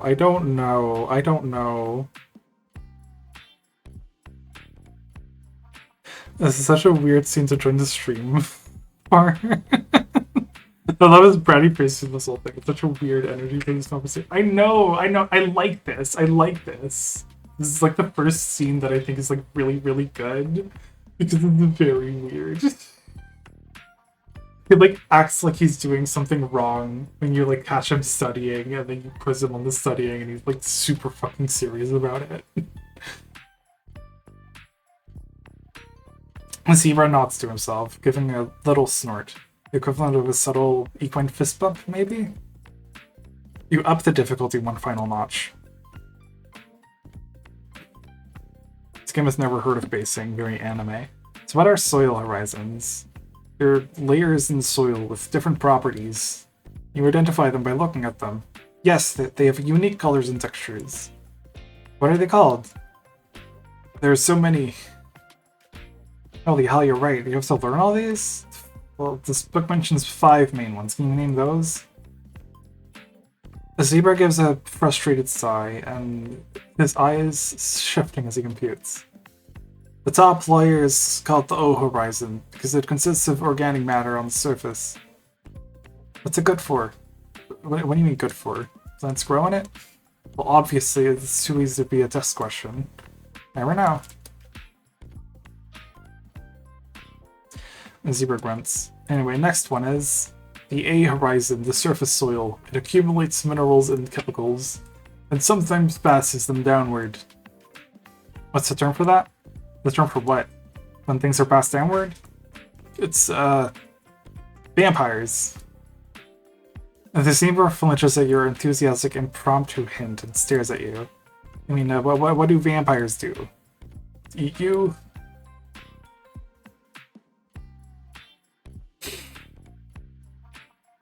Here's my wrestling-themed furry VN where you look at 2 maps and administer a pop quiz in soil and don't do any wrestling.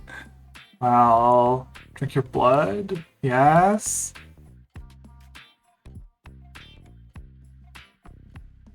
You eagerly spin your finger in the air as if nudging him toward a charade solution. Thorin just looks blankly at you. Like werewolves? Do you mean their girlfriends? Okay, you could have done a better job at that hint. Sorry, they don't drink your blood, like you said, or leech it. Leeching, the term is leeching. When the minerals flow down to the next soil horizon. Yes, moving on. What is the next soil horizon? The B horizon, the subsoil. This is where those substances accumulate, like clay and oxides and aluminum. Plant roots go all the way down there. 2 to go! Fourth is the sea horizon. It consists of rock material that may or may not have eroded. Wait, are rocks considered soil too? Do they erode? Well, yes, with time rocks erode. How else can mountains wear down? Heat can crack rocks, plants can pry them apart, water can dissolve them or break them when it freezes. Makes sense. Well then, only one horizon to go. And that's the R horizon, bedrock. Massive parts of rocks that you can't dig through. You give him 2 thumbs up, and then hand him his book. You got them all.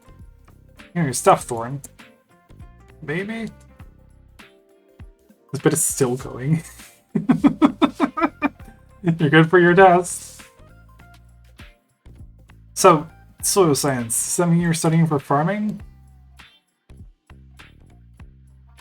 Making a soon-to-be not-safe for work for EVN. To study for my 6th grade geography test. Especially a whoosh of air as his guard comes up. Yeah, so what? Well, just curious. Why? Because I'll probably bump into you from time to time, and it doesn't hurt knowing some things about you. Next time I see you, I can ask you about how your studies are going and what your favorite vegetable is. You put on what you hope is a disarming smile as zebra studies you until it starts melting. You don't have to. What if I wanted to? No, it's okay. And my favorite vegetable is carrots, so you know that already. Oh my god, I also love carrots. We're bonding. We have so much in common.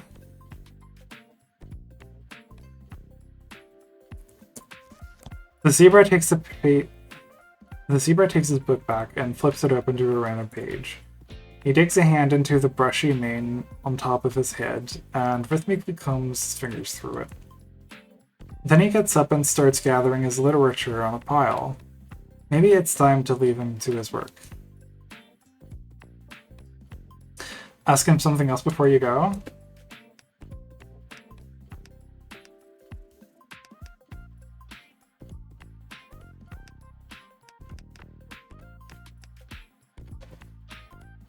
Your hometown, is it a nice place? The zebra lets the book sink into his lap. Well, yeah, well, I think it is. What's it like?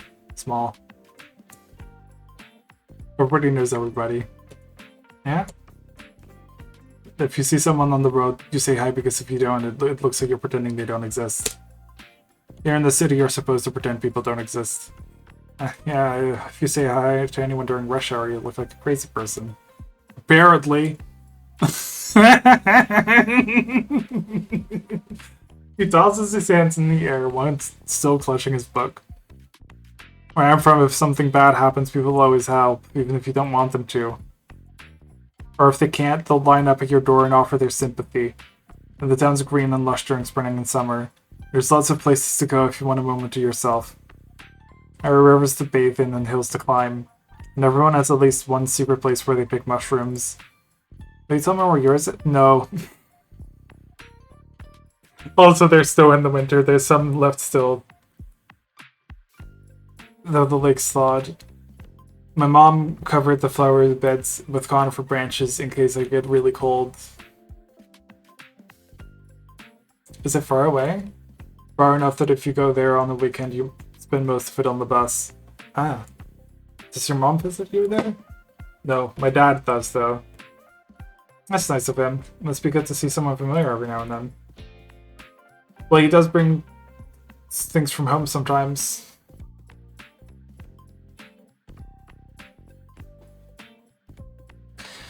Brought my mom chocolate crinkles last December so that I'd have some for Christmas. That was nice.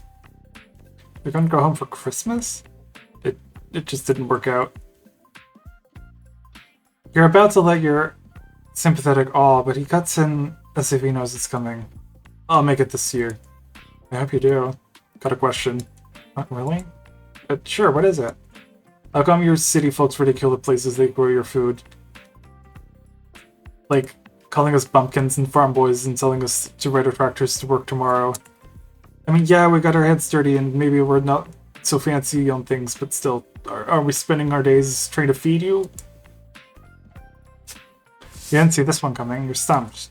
He arches an eyebrow, less patient for an answer than you've been with him. Well, I don't know. You know what I'm trying to say? Are we supposed to be ashamed? It's complicated? It's not like I care, it just doesn't make sense.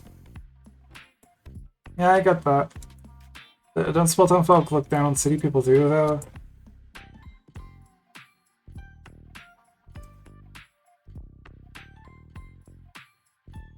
Guess it's just always been like that, urban versus rural. I don't know what we're competing for, though. You sat in silence for a while. Did you do it, though? Do what? Ride your tractor to work? No! I don't have one.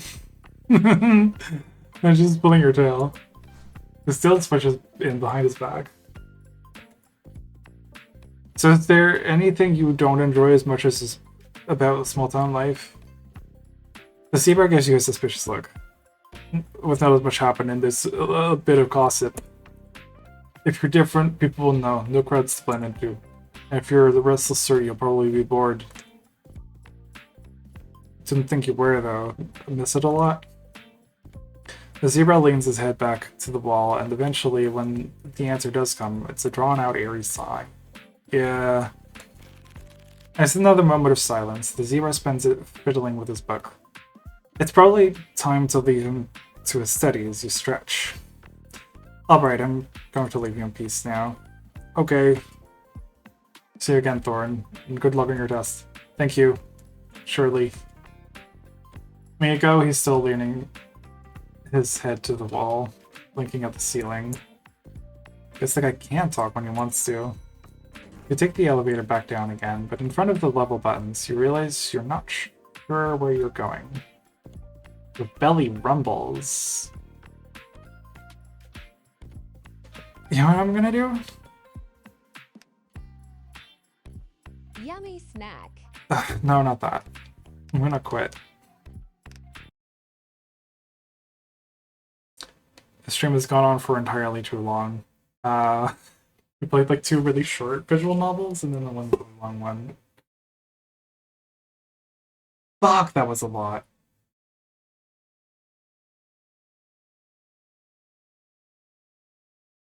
I've been streaming for 4 hours.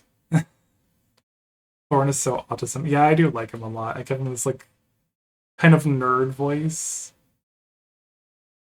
I like soils. Freeze up your game, come on.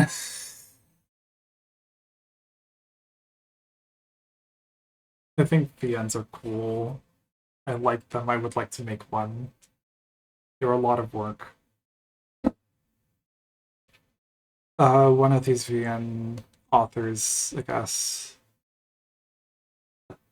said that people told her it was less work than making a long form comic. I don't know. It depends.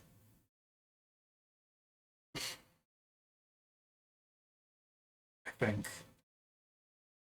You said something on Discord about setting up a VN jam. Yeah, I want to do that at some point. There's no strong plans for it right now.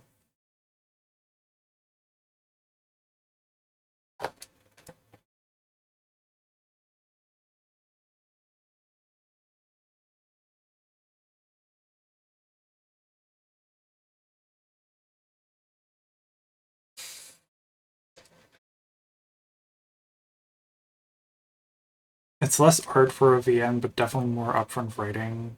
Yeah. There's definitely a different set of skills for it as well. Like, for a comic, once you've got like the ideas and you've got like the things sketched out, you just draw the thing, right? There's more. I don't know.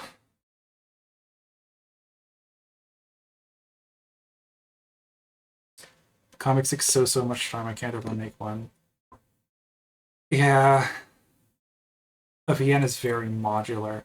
It really depends on how you design their VN, but yes, they are typically designed with assets that are more flexible than for a comic. It takes a little bit of preparation work in how you want to design your visual novel,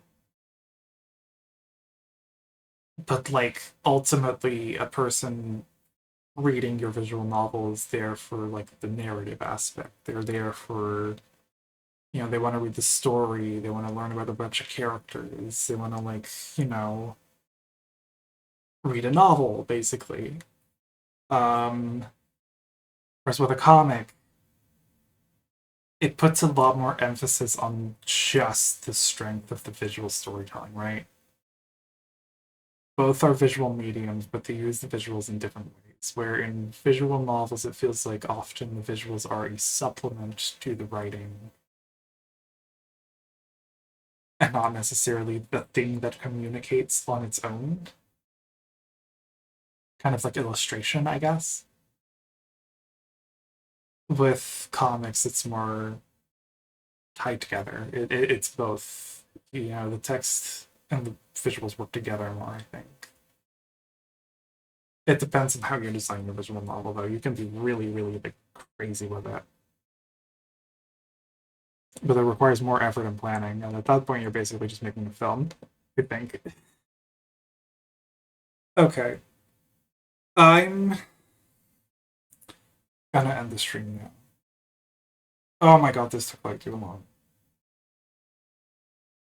I'm not sure if I want to continue that last one on stream. It's kind of funny, but not like that interesting to me. I might play it more off stream, just on my own, to see what it's all about. But yeah. With that, good night, everyone. Bye bye.